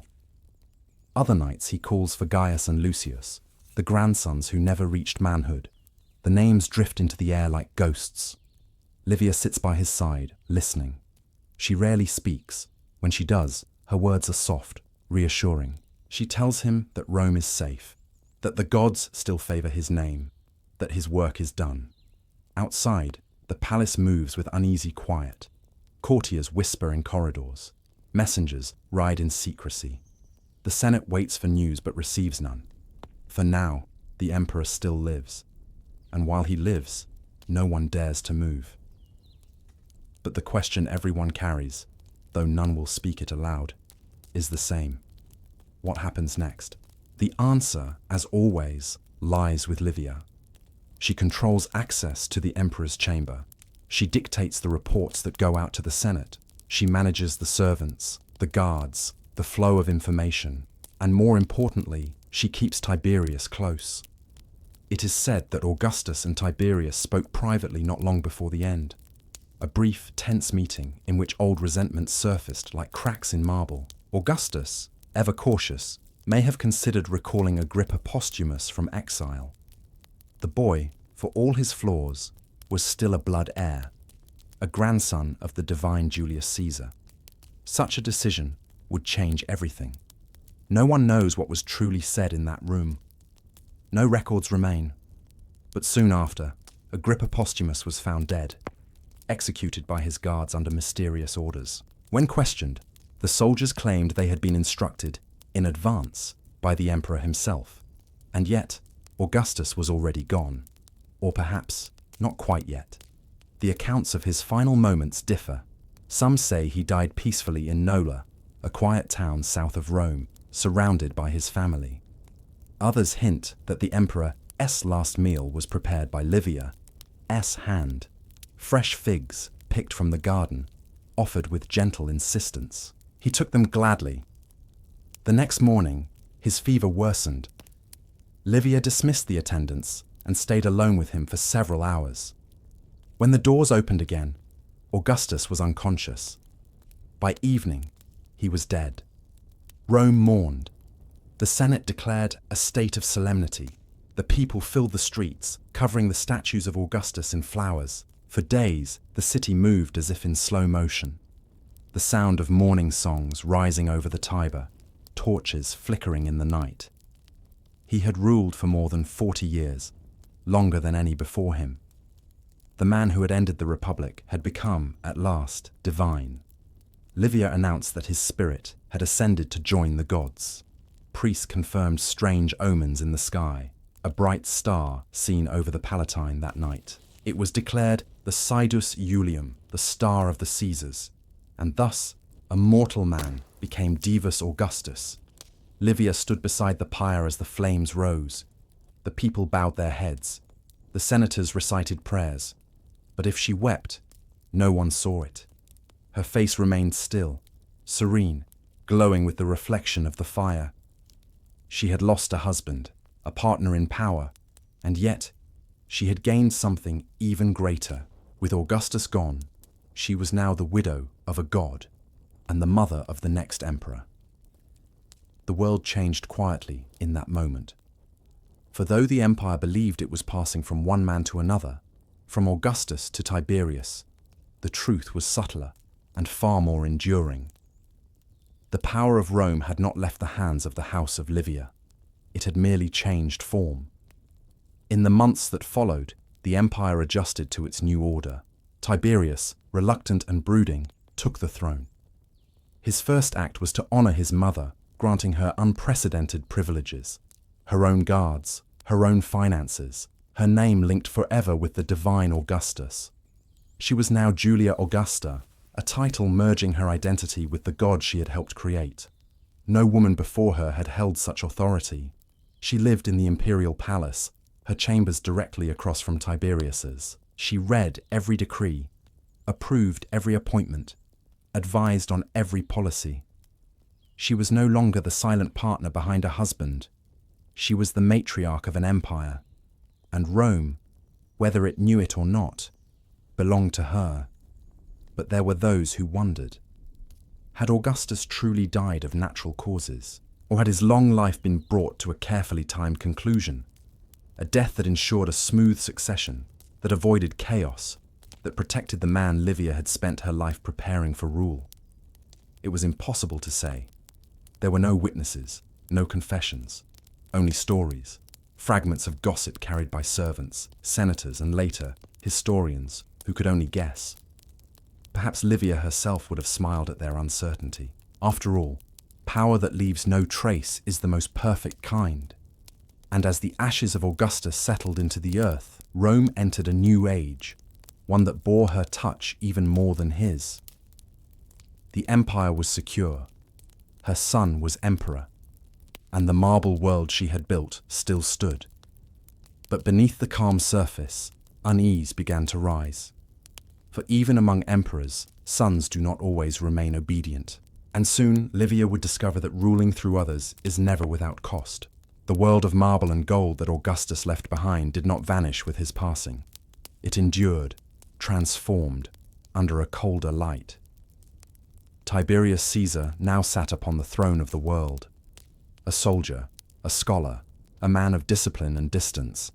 He had never sought glory as his stepfather had. He did not crave the love of the people. He preferred silence, the kind of silence that fills mountain camps and distant frontiers. And yet, here he was, Emperor of Rome. He had not reached the throne by passion or by conquest. He had arrived by endurance, by waiting, by surviving when others had fallen. And behind that survival stood one constant presence, his mother, Livia Drusilla. Now the widow of a god, she no longer needed to hide her influence. Her position was sacred. The Senate had granted her divine honors, nearly equal to those once reserved for men.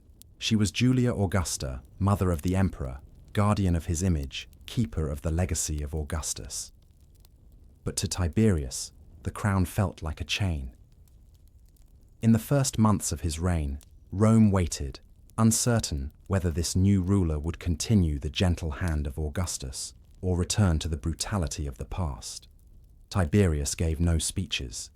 He made no promises. He issued decrees with the precision of a soldier counting rations. Where Augustus had charmed, Tiberius commanded. Where Augustus had inspired, Tiberius inspected. The senators found themselves uneasy. He would listen to their advice in silence, eyes half lowered, then dismiss them with a nod that revealed nothing. They began to fear not his anger, but his quiet. And always at his side, or just beyond the curtain, was Livia. She attended meetings, though she rarely spoke. She wrote letters in her own hand, advising governors, correcting edicts. She accepted embassies on her son's behalf. She appeared on coins beside him, the first Roman woman to do so. It was clear to all that Rome now had two rulers, one who wore the crown and one who made it steady. At first, their partnership seemed unbreakable. Mother and son, united by blood, bound by the shared legacy of Augustus. But power, even between family, is never easily divided. Tiberius had lived his entire life beneath the influence of others, first Augustus, then his mother. Now, as emperor, he found himself once again overshadowed by her presence. Every decision he made, Livia quietly revised. Every appointment he approved, she reconsidered. She had ruled for so long through a husband that she found it natural to continue through a son. And yet, Tiberius was not Augustus. Where his stepfather had valued her counsel, Tiberius resented it. He felt her eyes on him in every chamber, her voice in every letter. The empire was his, but the palace somehow still hers. Historians would later call their relationship a war of silence. No open rebellion, no dramatic confrontation, just a slow tightening of distance. Tiberius began to avoid her chambers. He stopped consulting her on matters of state. Her letters went unanswered. Her requests, once granted instantly, were quietly delayed. Livia noticed, of course. She always did. But she made no protest. Instead, she waited, as she always had. Patient, composed, watchful. She knew her son's temperament. He was cautious, brooding, suspicious of affection. To press him would only drive him further away. Still, the tension between them became the quiet heartbeat of the empire. Outside the palace walls, Rome carried on. The legions guarded the borders. The roads stayed open. The grain ships arrived from Egypt, the taxes from Spain. But within the capital, something was changing. Fear began to creep through the marble halls. Under Tiberius, the laws of treason, maestas, grew ever more severe. A careless word, a private jest, even a gesture could be interpreted as disloyalty. Informers flourished, trials multiplied. Families whispered in their own homes, afraid the walls themselves might be listening. It was said that the emperor trusted no one, not his generals, not his advisors, not even his family, and perhaps he trusted least of all the woman who had placed him on the throne. There are moments in the record that reveal the bitterness beneath the surface. When senators proposed to give Livia the title Mater Patriae, Mother of the Fatherland, Tiberius refused, saying that such honors belonged only to men. When they offered her a special seat in the theatre beside his own, he declined it, claiming modesty. When she fell ill, he delayed visiting her. When she recovered, he ignored her letters of reconciliation, each act small, polite, wrapped in ceremony, yet heavy with meaning. The empire began to notice. Poets, in whispers, compared her to the goddess Juno, regal, maternal, but too powerful for comfort. The Senate, cautious, continued to praise her in public, but feared offending her son. It was a palace of masks, and behind every smile, unease. And still, Rome grew. Tiberius, despite his brooding nature, governed effectively. He strengthened the frontiers, balanced the treasury, maintained peace across provinces that had known centuries of war. He was not beloved, but he was respected. And perhaps, somewhere deep within him, he knew that this discipline, this ability to rule without collapse, was something he had inherited from her. From the woman who taught him control. From the mother who had shaped emperors from shadows. Years passed this way. The empire steady, the palace quiet, the distance between mother and son widening like a slow crack in stone. Livia continued her duties. She sponsored temples, oversaw festivals, managed the estates of the imperial family.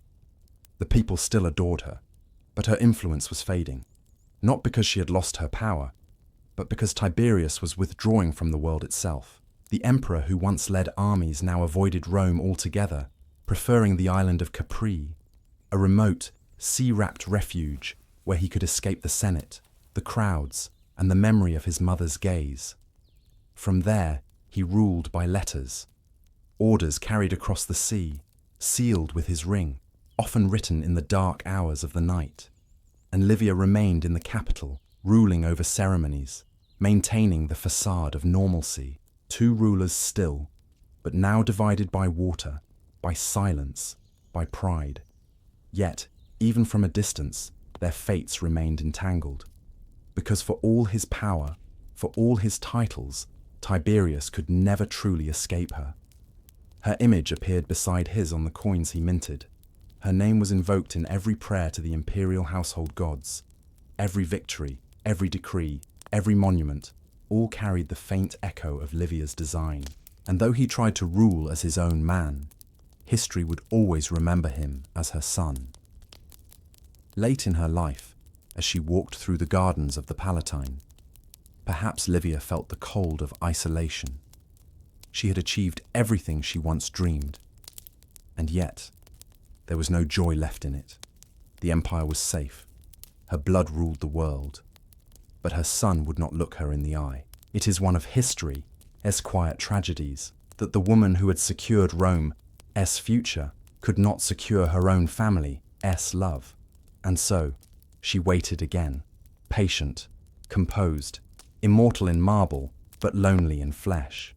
The years grew heavy, the letters fewer, the silences longer, and beyond the horizon, the end approached, as it always does, softly, without announcement. The empire she had built now stood in perfect order, vast, glittering, unshaken. And at its quiet heart, the woman who had once moved armies with a whisper now moved more slowly through the marble halls that bore her name. Livia Drusilla, Julia Augusta, was old, older than the empire itself. She had outlived rivals, emperors, and lovers of power. She had seen the Republic die and a new world born in its place. But even empires grow still, and now so did she. In her final years, the Palatine Hill grew silent around her.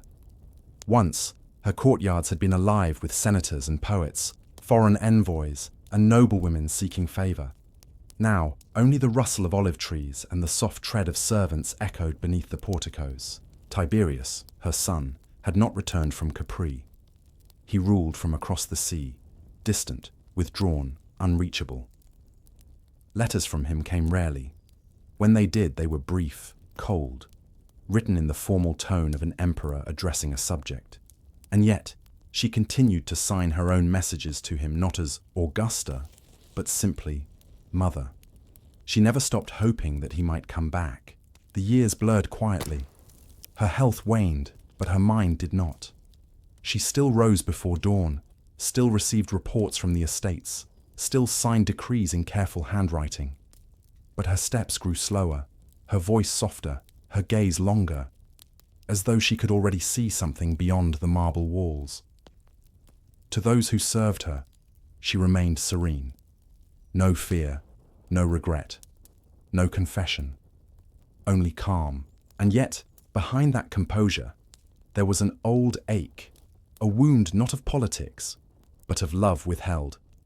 Tiberius, the son she had made emperor, would not forgive her, and she, the mother who had built an empire, could not make him love her. It was the only failure of her life. When the end came, it came quietly. One spring morning, as Rome stirred to life, Livia's attendants found her still in her chamber, motionless, peaceful, her hand resting on a letter she had been writing.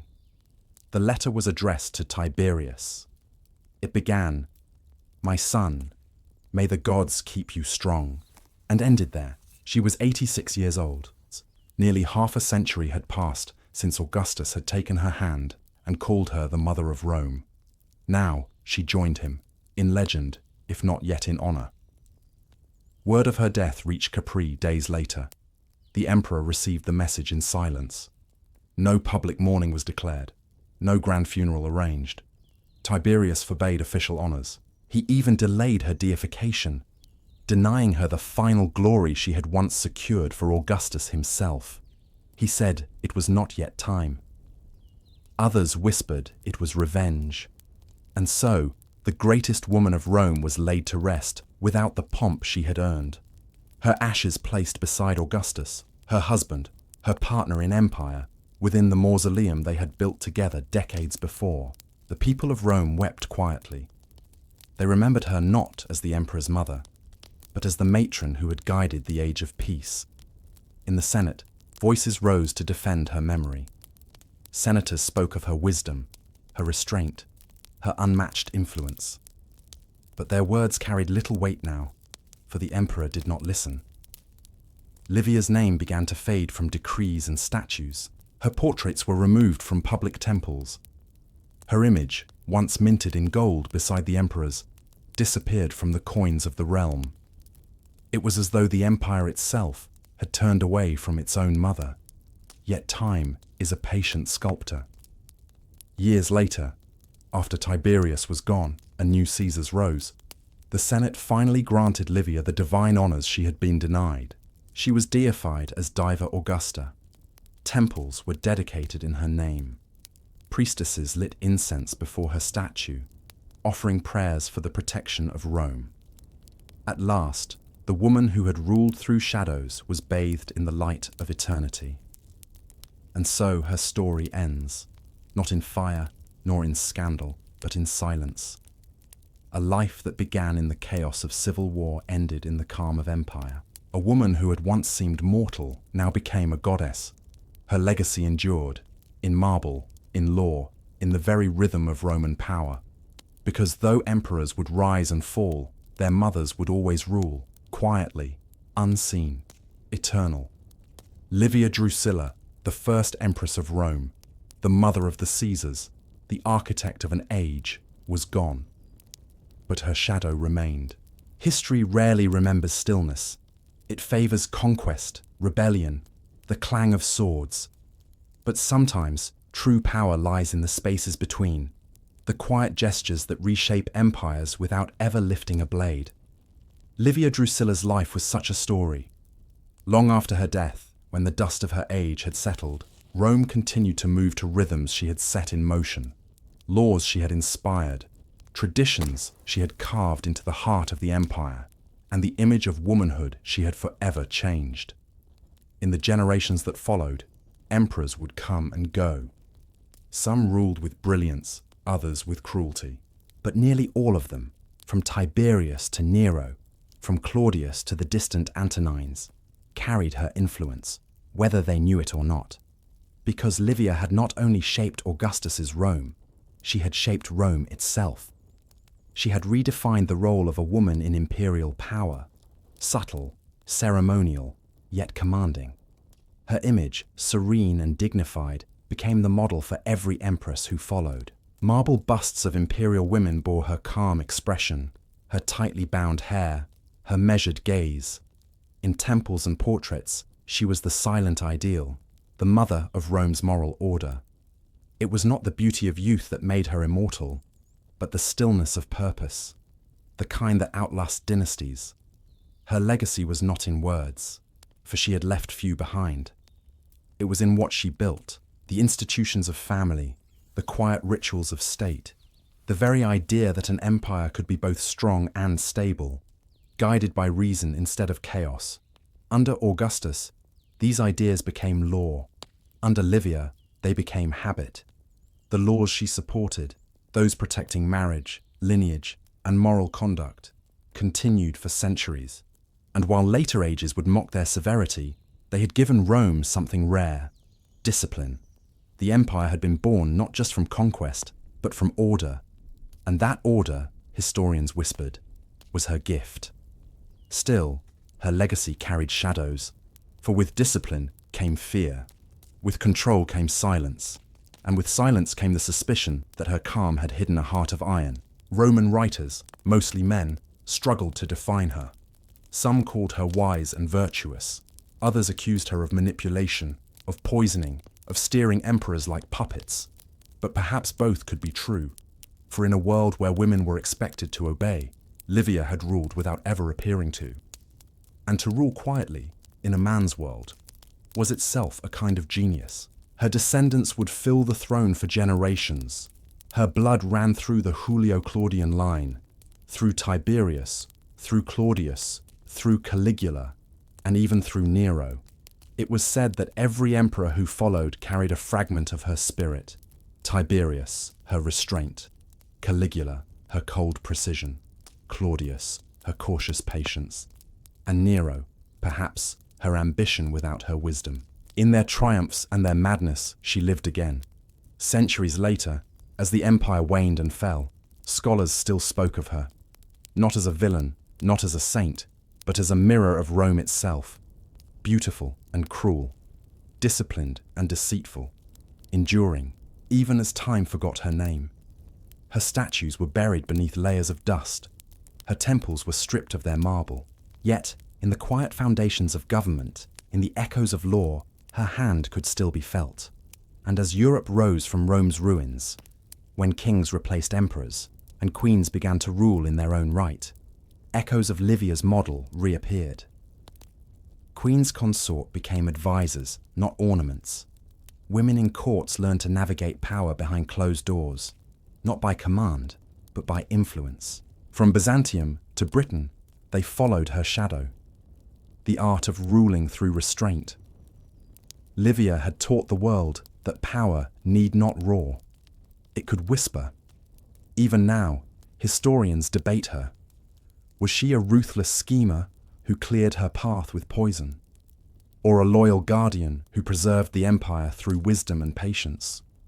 The truth perhaps lies somewhere in between. Livia was neither hero nor monster. She was human, brilliant, cautious, deeply loyal, and profoundly alone. The empire she built gave her everything, except tenderness. And yet, it was that very sacrifice that made her eternal. If you walk through Rome today, her presence still lingers. In the ruins of the Palatine, where the wind moves softly between broken columns. In the marble fragments of her statue, her features serene and untouchable. In the museum halls where her name is whispered, not shouted, but always remembered. And somewhere, beyond the dust and time, you can almost hear her voice, calm, steady, and unafraid. She does not boast of her power. She does not defend her name. She simply endures, as she always did. Because the empire she helped create was not just a place. It was a rhythm, a pattern of control, an inheritance of quiet strength. And long after the emperors had vanished into legend, long after the marble had cracked and the palaces had crumbled into dust, the memory of Livia Drusilla, the mother of the empire, still whispered through the ruins that even in the greatest empire on earth, sometimes the most powerful voice is the one that never needed to be raised. History is not a fixed thing. It changes shape with every storyteller who retells it. The truth becomes blurred, folded, reimagined, and people like Livia Drusilla, who once breathed and ruled, become something else entirely. They become echoes.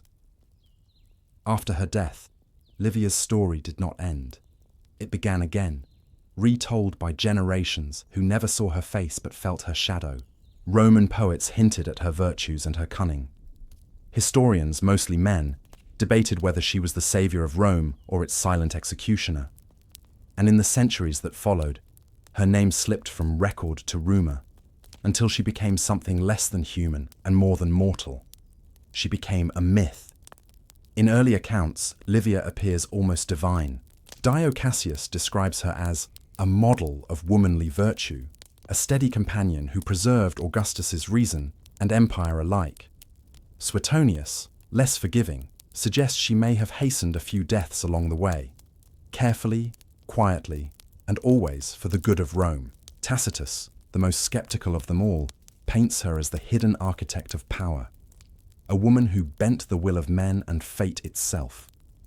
He calls her calm, but dangerous, pious yet calculating, a serpent beneath silk.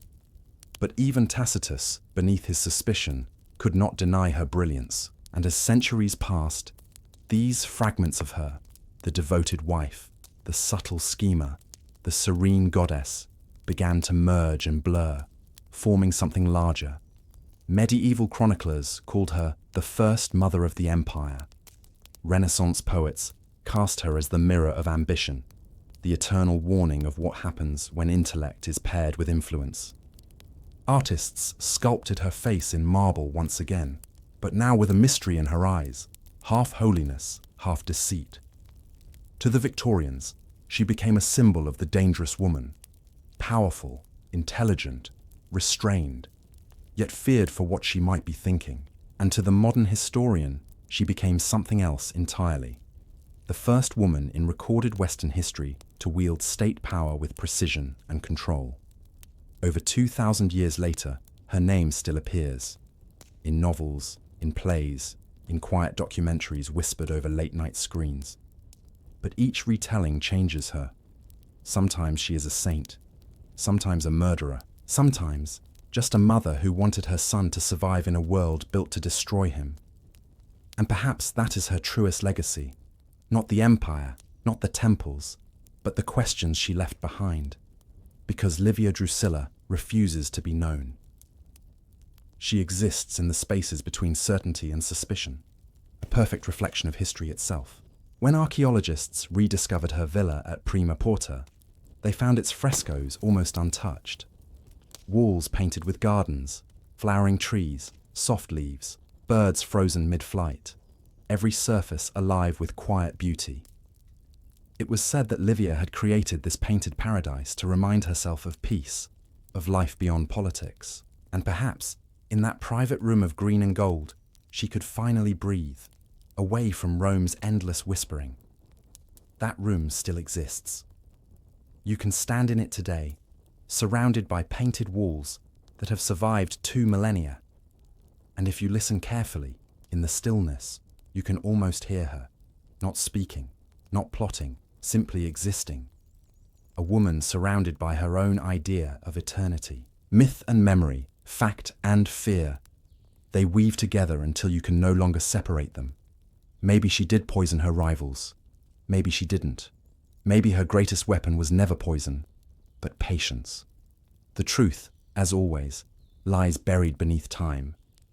But the persistence of her name, that is something history rarely gives. When emperors fade and dynasties fall, when the stones of Rome itself crumble, she remains, a whisper that refuses to die.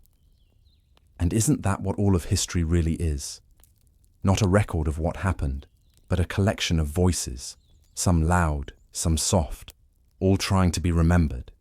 Livia's voice, though quiet, was strong enough to cross 2,000 years, through marble dust, through scrolls and manuscripts, through art and argument.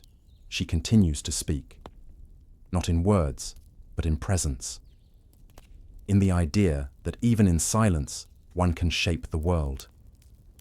Perhaps that is why she fascinates us still, because in her we see the tension between power and peace, between influence and invisibility. She is every leader who ruled from the background, every strategist who wore patience as armor, every woman who learned to survive by knowing when to speak and when to remain still. She is the shadow of empire itself, and the shadow, as history teaches us, always outlasts the flame. If you ever find yourself walking through Rome at dusk, when the air grows warm and the marble glows with the last light of day, look toward the Palatine Hill. There, in the fading outlines of broken columns and empty courtyards, imagine her standing at the edge of her garden, watching the city below. Her empire, her masterpiece, her reflection. And listen closely. You might not hear her footsteps. You might not hear her voice. But somewhere, in that eternal stillness, she is there. Livia Drusilla, the silent empress who ruled an empire, and then became its echo. Empires crumble, but ideas do not. They travel quietly, through centuries, through language, through memory. Livia's empire vanished long ago, but her idea of power survived. Not through bloodlines or marble, but through imitation.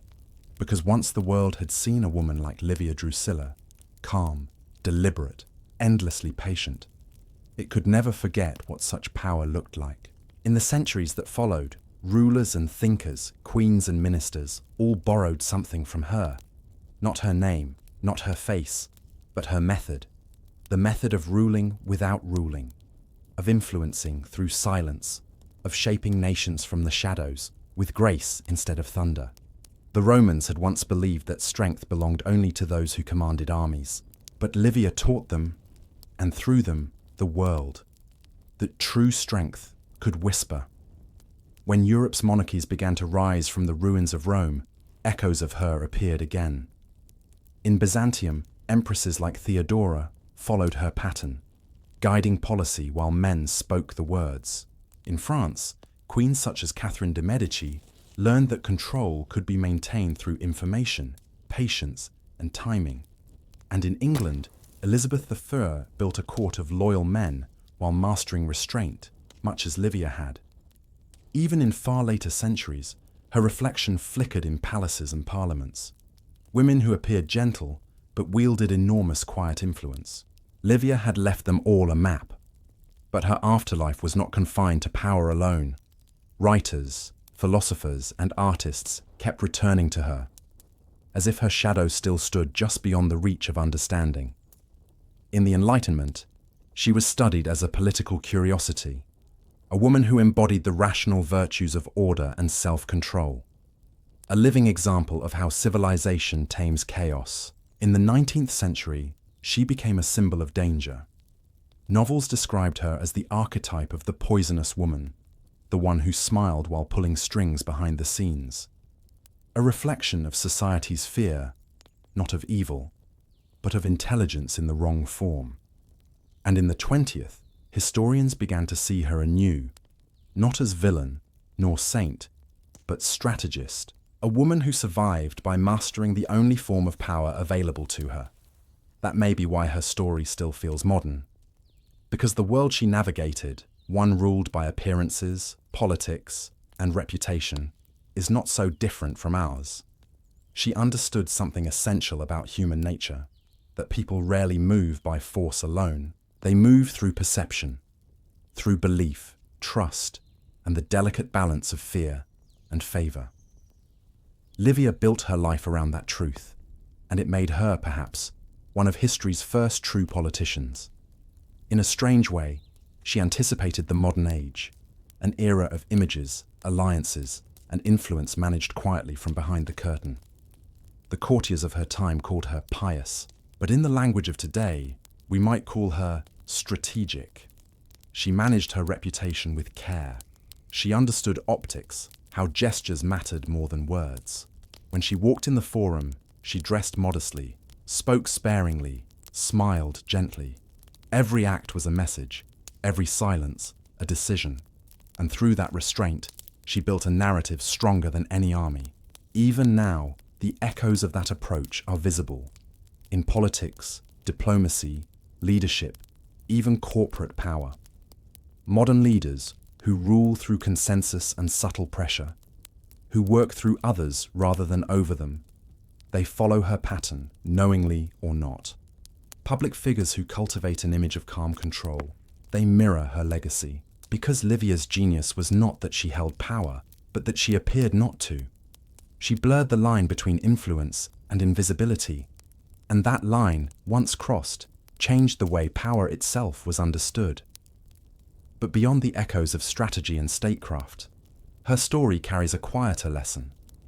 That endurance, the ability to outlast one moment, may be the greatest form of victory. Livia lived through wars, betrayals, and generations of shifting loyalty. She adapted. She waited. She never collapsed beneath the weight of change. And in that, she offers something more than historical fascination. She offers a form of wisdom. Because to endure, one must understand not only others, but oneself. She did. And that may be why she survived every storm. When the Roman Empire finally fell, it was not because of people like Livia. It was because there were too few like her. Too few who could balance ambition with patience. Too few who could lead without needing to be seen. In that sense, her legacy became both gift and warning, a reminder that control can preserve as easily as it can destroy.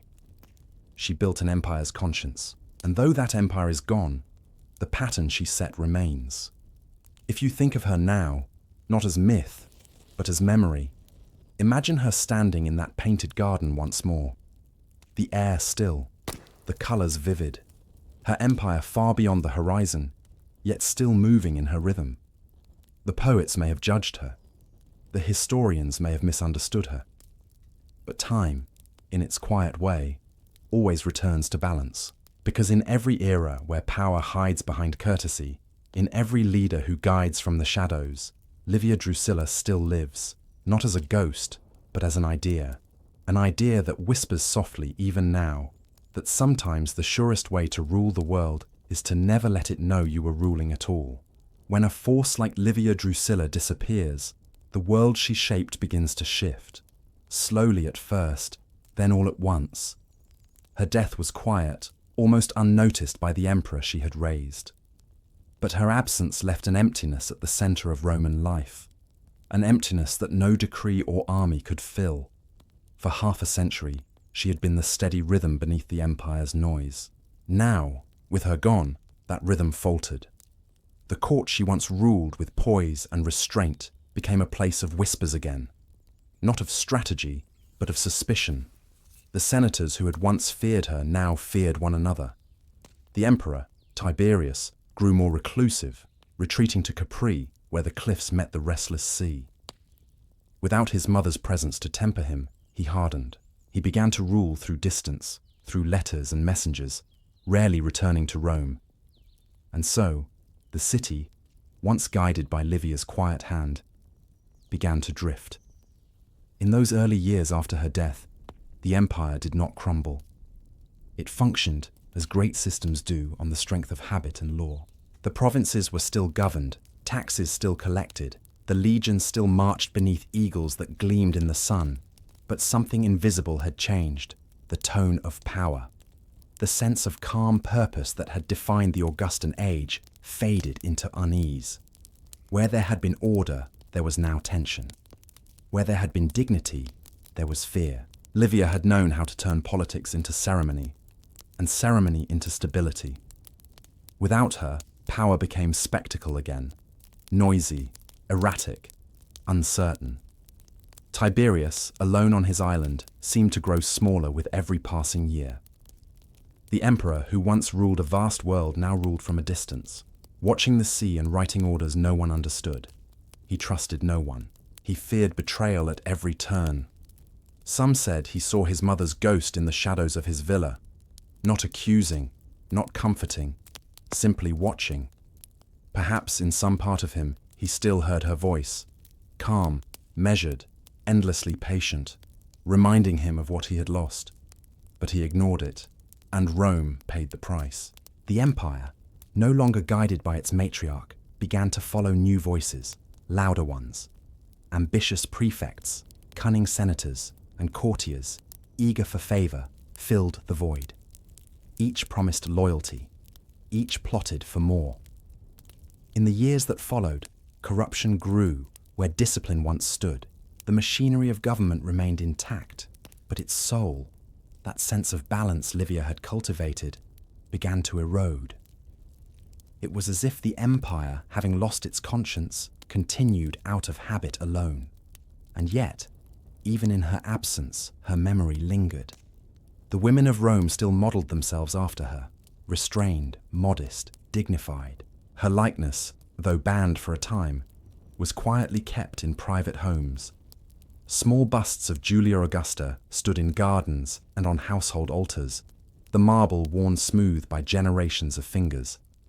To the common people, she had become something between ancestor and legend, a figure who symbolized the good years, when peace had been real and rulers had seemed wise, when the harvests were steady, when Rome had felt eternal.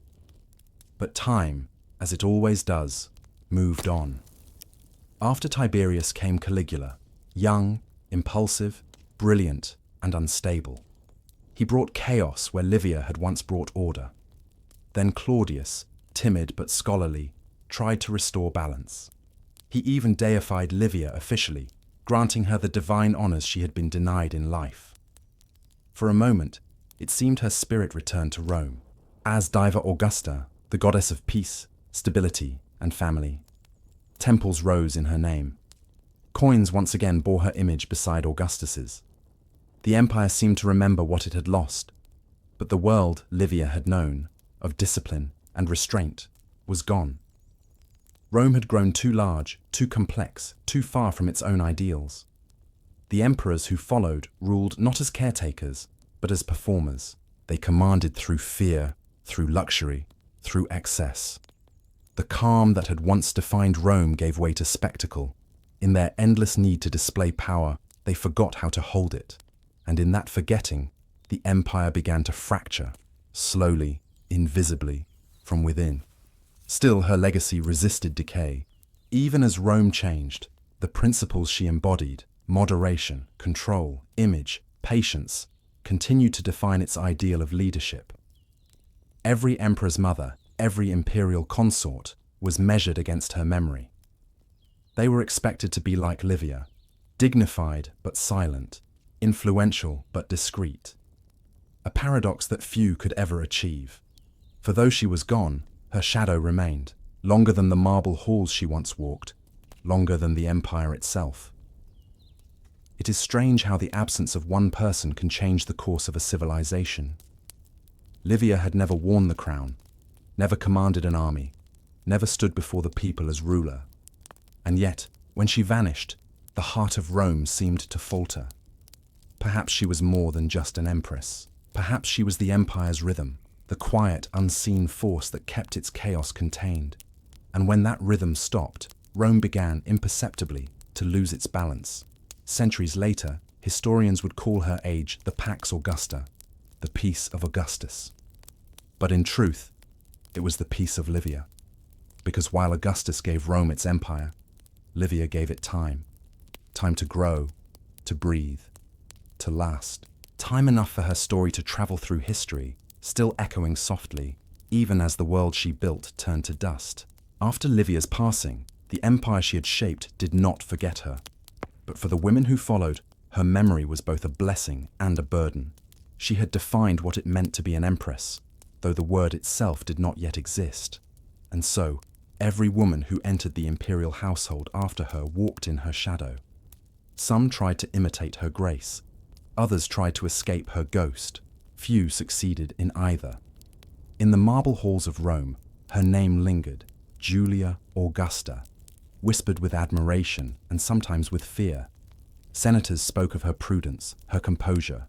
Poets described her as the ideal matron of the empire, but in private, others called her something else, the woman who ruled through silence, who shaped emperors like clay, who never let go of power even when her hands trembled with age.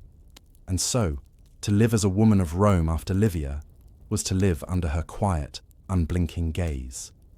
Her first true successor was Agrippina the Elder, wife of Germanicus, mother of the future emperor Caligula. She was bold where Livia had been careful, fiery where Livia had been cold. The people adored her. She rode with the legions, comforted the wounded, demanded justice for her husband's death. But Rome was not kind to women who shone too brightly.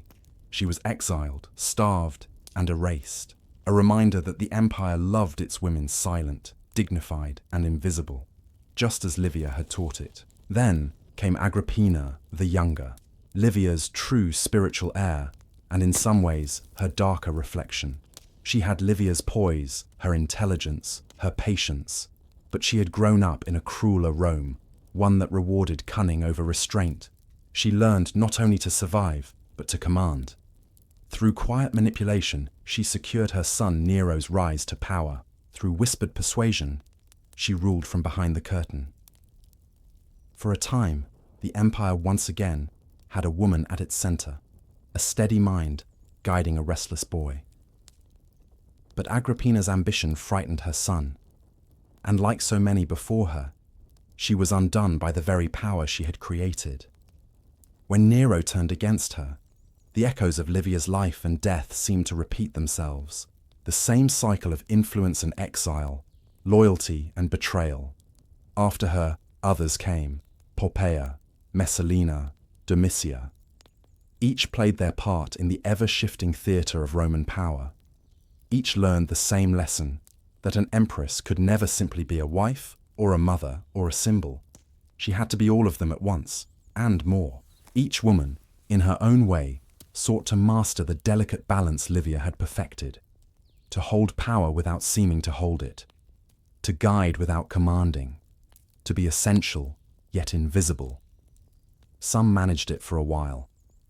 None did so completely. Through centuries of empire, her image endured.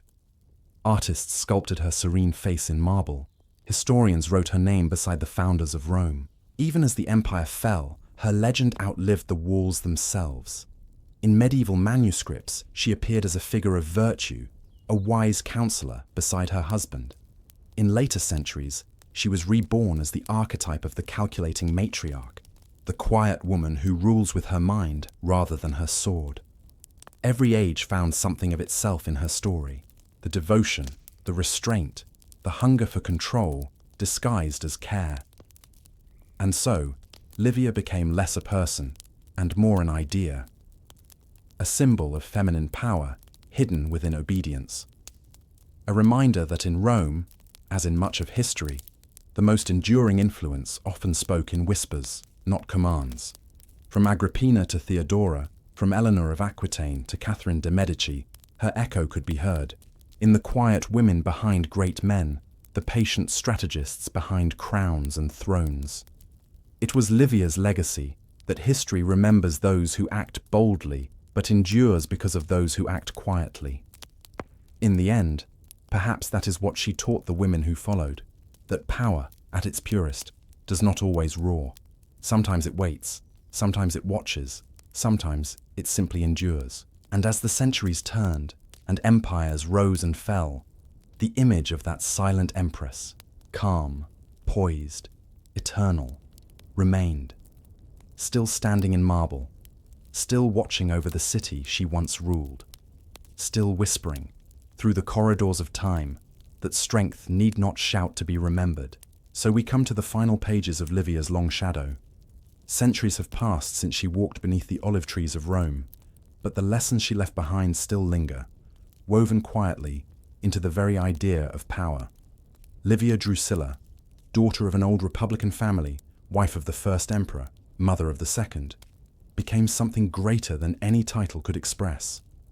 She was the shape of patience, the art of endurance, the steady, silent current that carried an empire forward.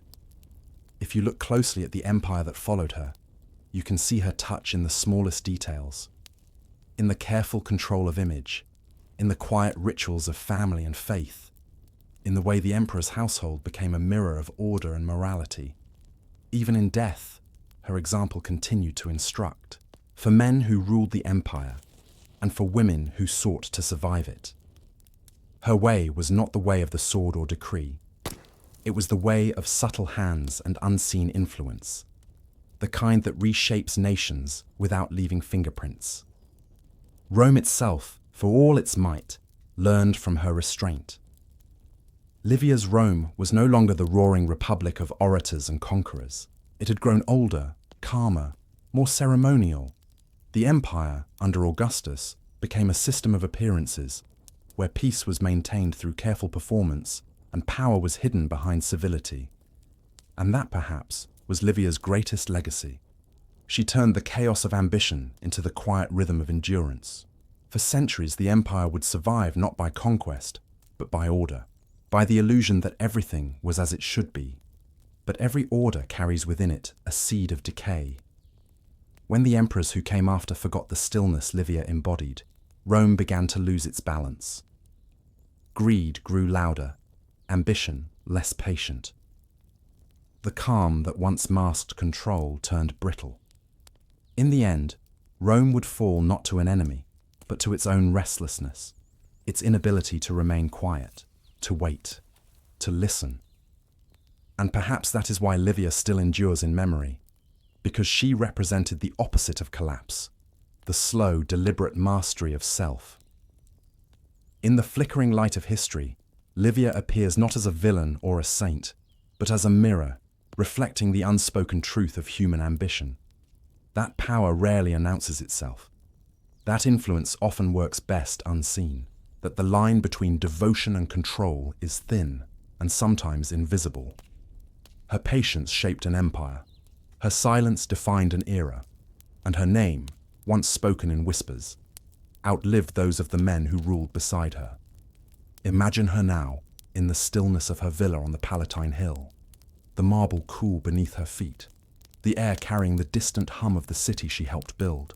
She stands before a statue of Augustus, the man she loved, the man she molded, the empire they created together. And perhaps she wonders, was it worth the cost? The endless control, the careful planning, the loneliness that comes from always being one step ahead. Maybe she knew the answer and simply accepted it, because some lives are meant to carry the weight of history, even when the world sleeps through their story.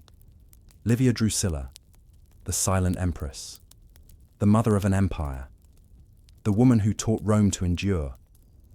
And in her quiet way, she still whispers across time, reminding us that power, like patience, is often invisible until long after it has passed.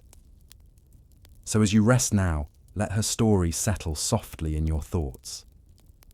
A tale not of conquest, but of calm. Not of noise, but of stillness.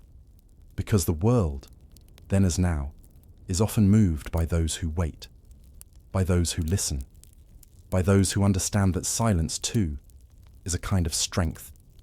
And so we leave her, Livia, standing eternal in marble, watching over the sleeping city of Rome. The lamps fade, the centuries pass, but her presence remains, quiet, patient, and unending. The end came quietly for Livia Drusilla. After more than 8 decades of life, she slipped away as gently as she had lived, without spectacle, without the noise of ceremony or the clamour of politics that once surrounded her name. The marble halls of her villa on the Palatine were hushed. Slaves moved softly through the corridors, and senators sent messages of condolence that were as cautious as they were polite. Rome, in its vastness, hardly trembled. It rarely did anymore. For so long, Livia had been the empire, its conscience, its unseen order. And yet, when she was gone, the city carried on as if her stillness had already been absorbed into its walls. She had lived through 3 generations of rulers, seen empires born and families destroyed. She had buried a husband who became a god, and a son who became an emperor. She had seen friends fade, enemies fall, and the world reshape itself under her quiet guidance. Now, her own name would join the roll of the divine, but not immediately. Even in death, Livia's peace did not come easily. When she died in the year 29 CE, her son Tiberius, still emperor, did not attend her funeral. He was old himself now, bitter, withdrawn, and perhaps still haunted by her long shadow. The Senate proposed that she be deified at once, made divine like Augustus before her. But Tiberius delayed. He gave no clear reason, only silence, as though the question itself was too heavy to answer. It was said that her body was carried quietly through the city, wrapped in the imperial purple, her face calm, untouched by the years that had once carved worry into it. No grand triumph, no public weeping, just the slow rhythm of footsteps and the whisper of Rome's most powerful woman leaving the world she had shaped. Her ashes were placed in the mausoleum of Augustus, that great circle of stone she had helped to build decades before. There, within its cool chambers, her urn joined those of emperors, princes, and gods. It was the end of her human story, but not the end of her presence. For even as her body turned to dust, her name continued to move through the Senate, through the temples, through the hearts of those who still felt her influence. Rome, it seemed, could not let her go. It took nearly 13 years for her final honor to come. In the year 42 CE, under her grandson Claudius, the Senate finally proclaimed what history had already whispered, that Livia Drusilla, wife of Augustus, mother of Tiberius, was now a goddess. She was given the title Diva Augusta. Temples were dedicated in her name. Priestesses tended to her cult. Her image, serene and ageless, was set beside the divine Augustus. Their marble faces turned eternally toward each other. And so, the mortal woman who had once ruled with patience and restraint became part of the religion she had helped to shape. But what does it mean to be made a god? For Livia, perhaps, it was not so different from how she had lived. She had always been distant, measured, composed. Even her faith was quiet, a devotion not of prayer, but of duty. Now Rome worshipped her as the embodiment of dignity, order, and peace. She was not a goddess of love or war, but of virtue itself. Her temples were calm places, simple. Marble columns, sunlight through latticed stone, a faint scent of incense drifting through the air. No thunder, no sacrifice, and only silence. The kind of silence she had always commanded in life. In that silence, something extraordinary happened. Livia, once a person, once a wife and mother, became a symbol of the empire's endurance. Her divinity outlived her bloodline. Even when the Julio-Claudian dynasty fell, her statue still stood in temples, her name still spoken in rituals, her example still whispered among noble women. Generations later, when Rome was changing again, some still prayed to her image for guidance, not out of fear, but respect. They saw in her not a goddess of grandeur, but one of control, of balance, of endurance through time, and perhaps that was fitting. For all her life, she had sought one thing: permanence. Now, at last, she had found it. In marble, in memory, in myth. She had become what she had always desired to be: unmovable, serene, eternal. When the centuries turned and Rome itself began to fade into history, her temples crumbled, her cult dissolved, but her idea did not die. Even when her name was no longer spoken in prayers, it lived on in whispers of power and patience, in every story of those who ruled quietly, who shaped destiny without ever seeming to touch it.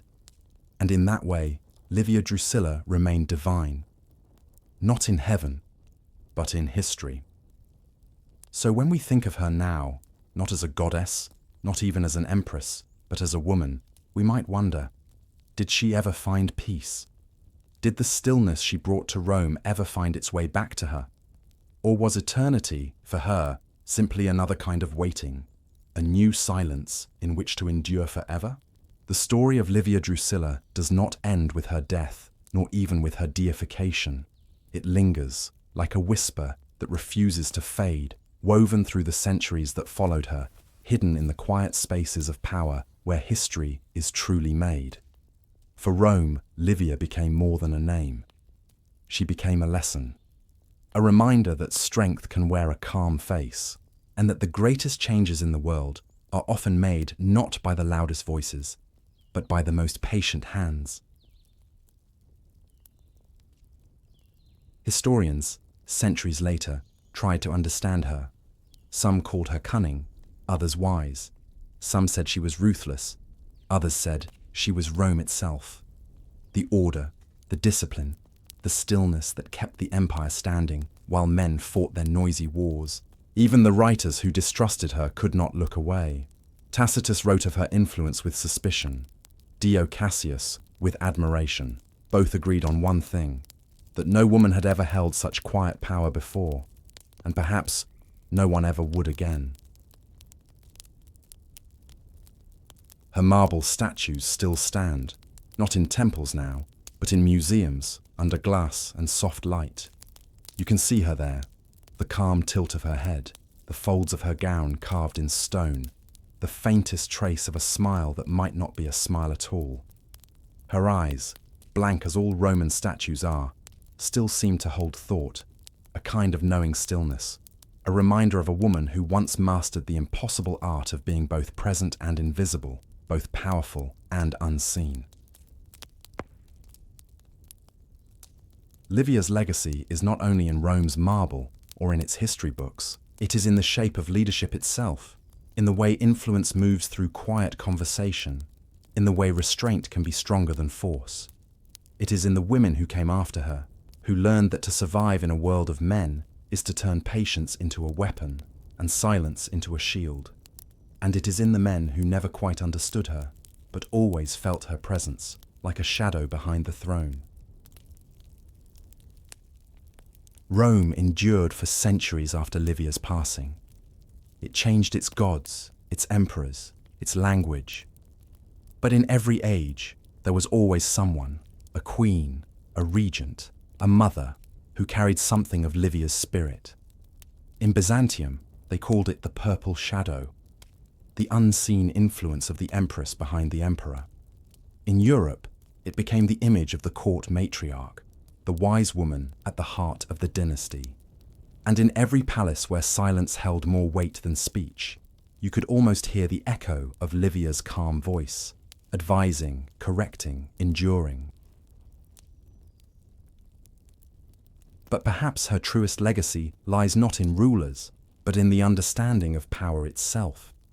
That power need not be loud, that it can move through restraint, through patience, through observation, that the world is often shaped by those who seem to do nothing, when in truth they do everything. Livia's story reminds us that influence can be invisible, and that sometimes the strongest force is the one that leaves no trace. Imagine her once more, not in the grandeur of her youth, nor in the loneliness of her age, but eternal, the way marble remembers her. The folds of her robe still, her gaze turned slightly toward the horizon, watching the empire she helped to build fade into twilight. The Tiber still flows below, the city still breathes, the centuries still pass, and there she remains, calm, silent, unbroken.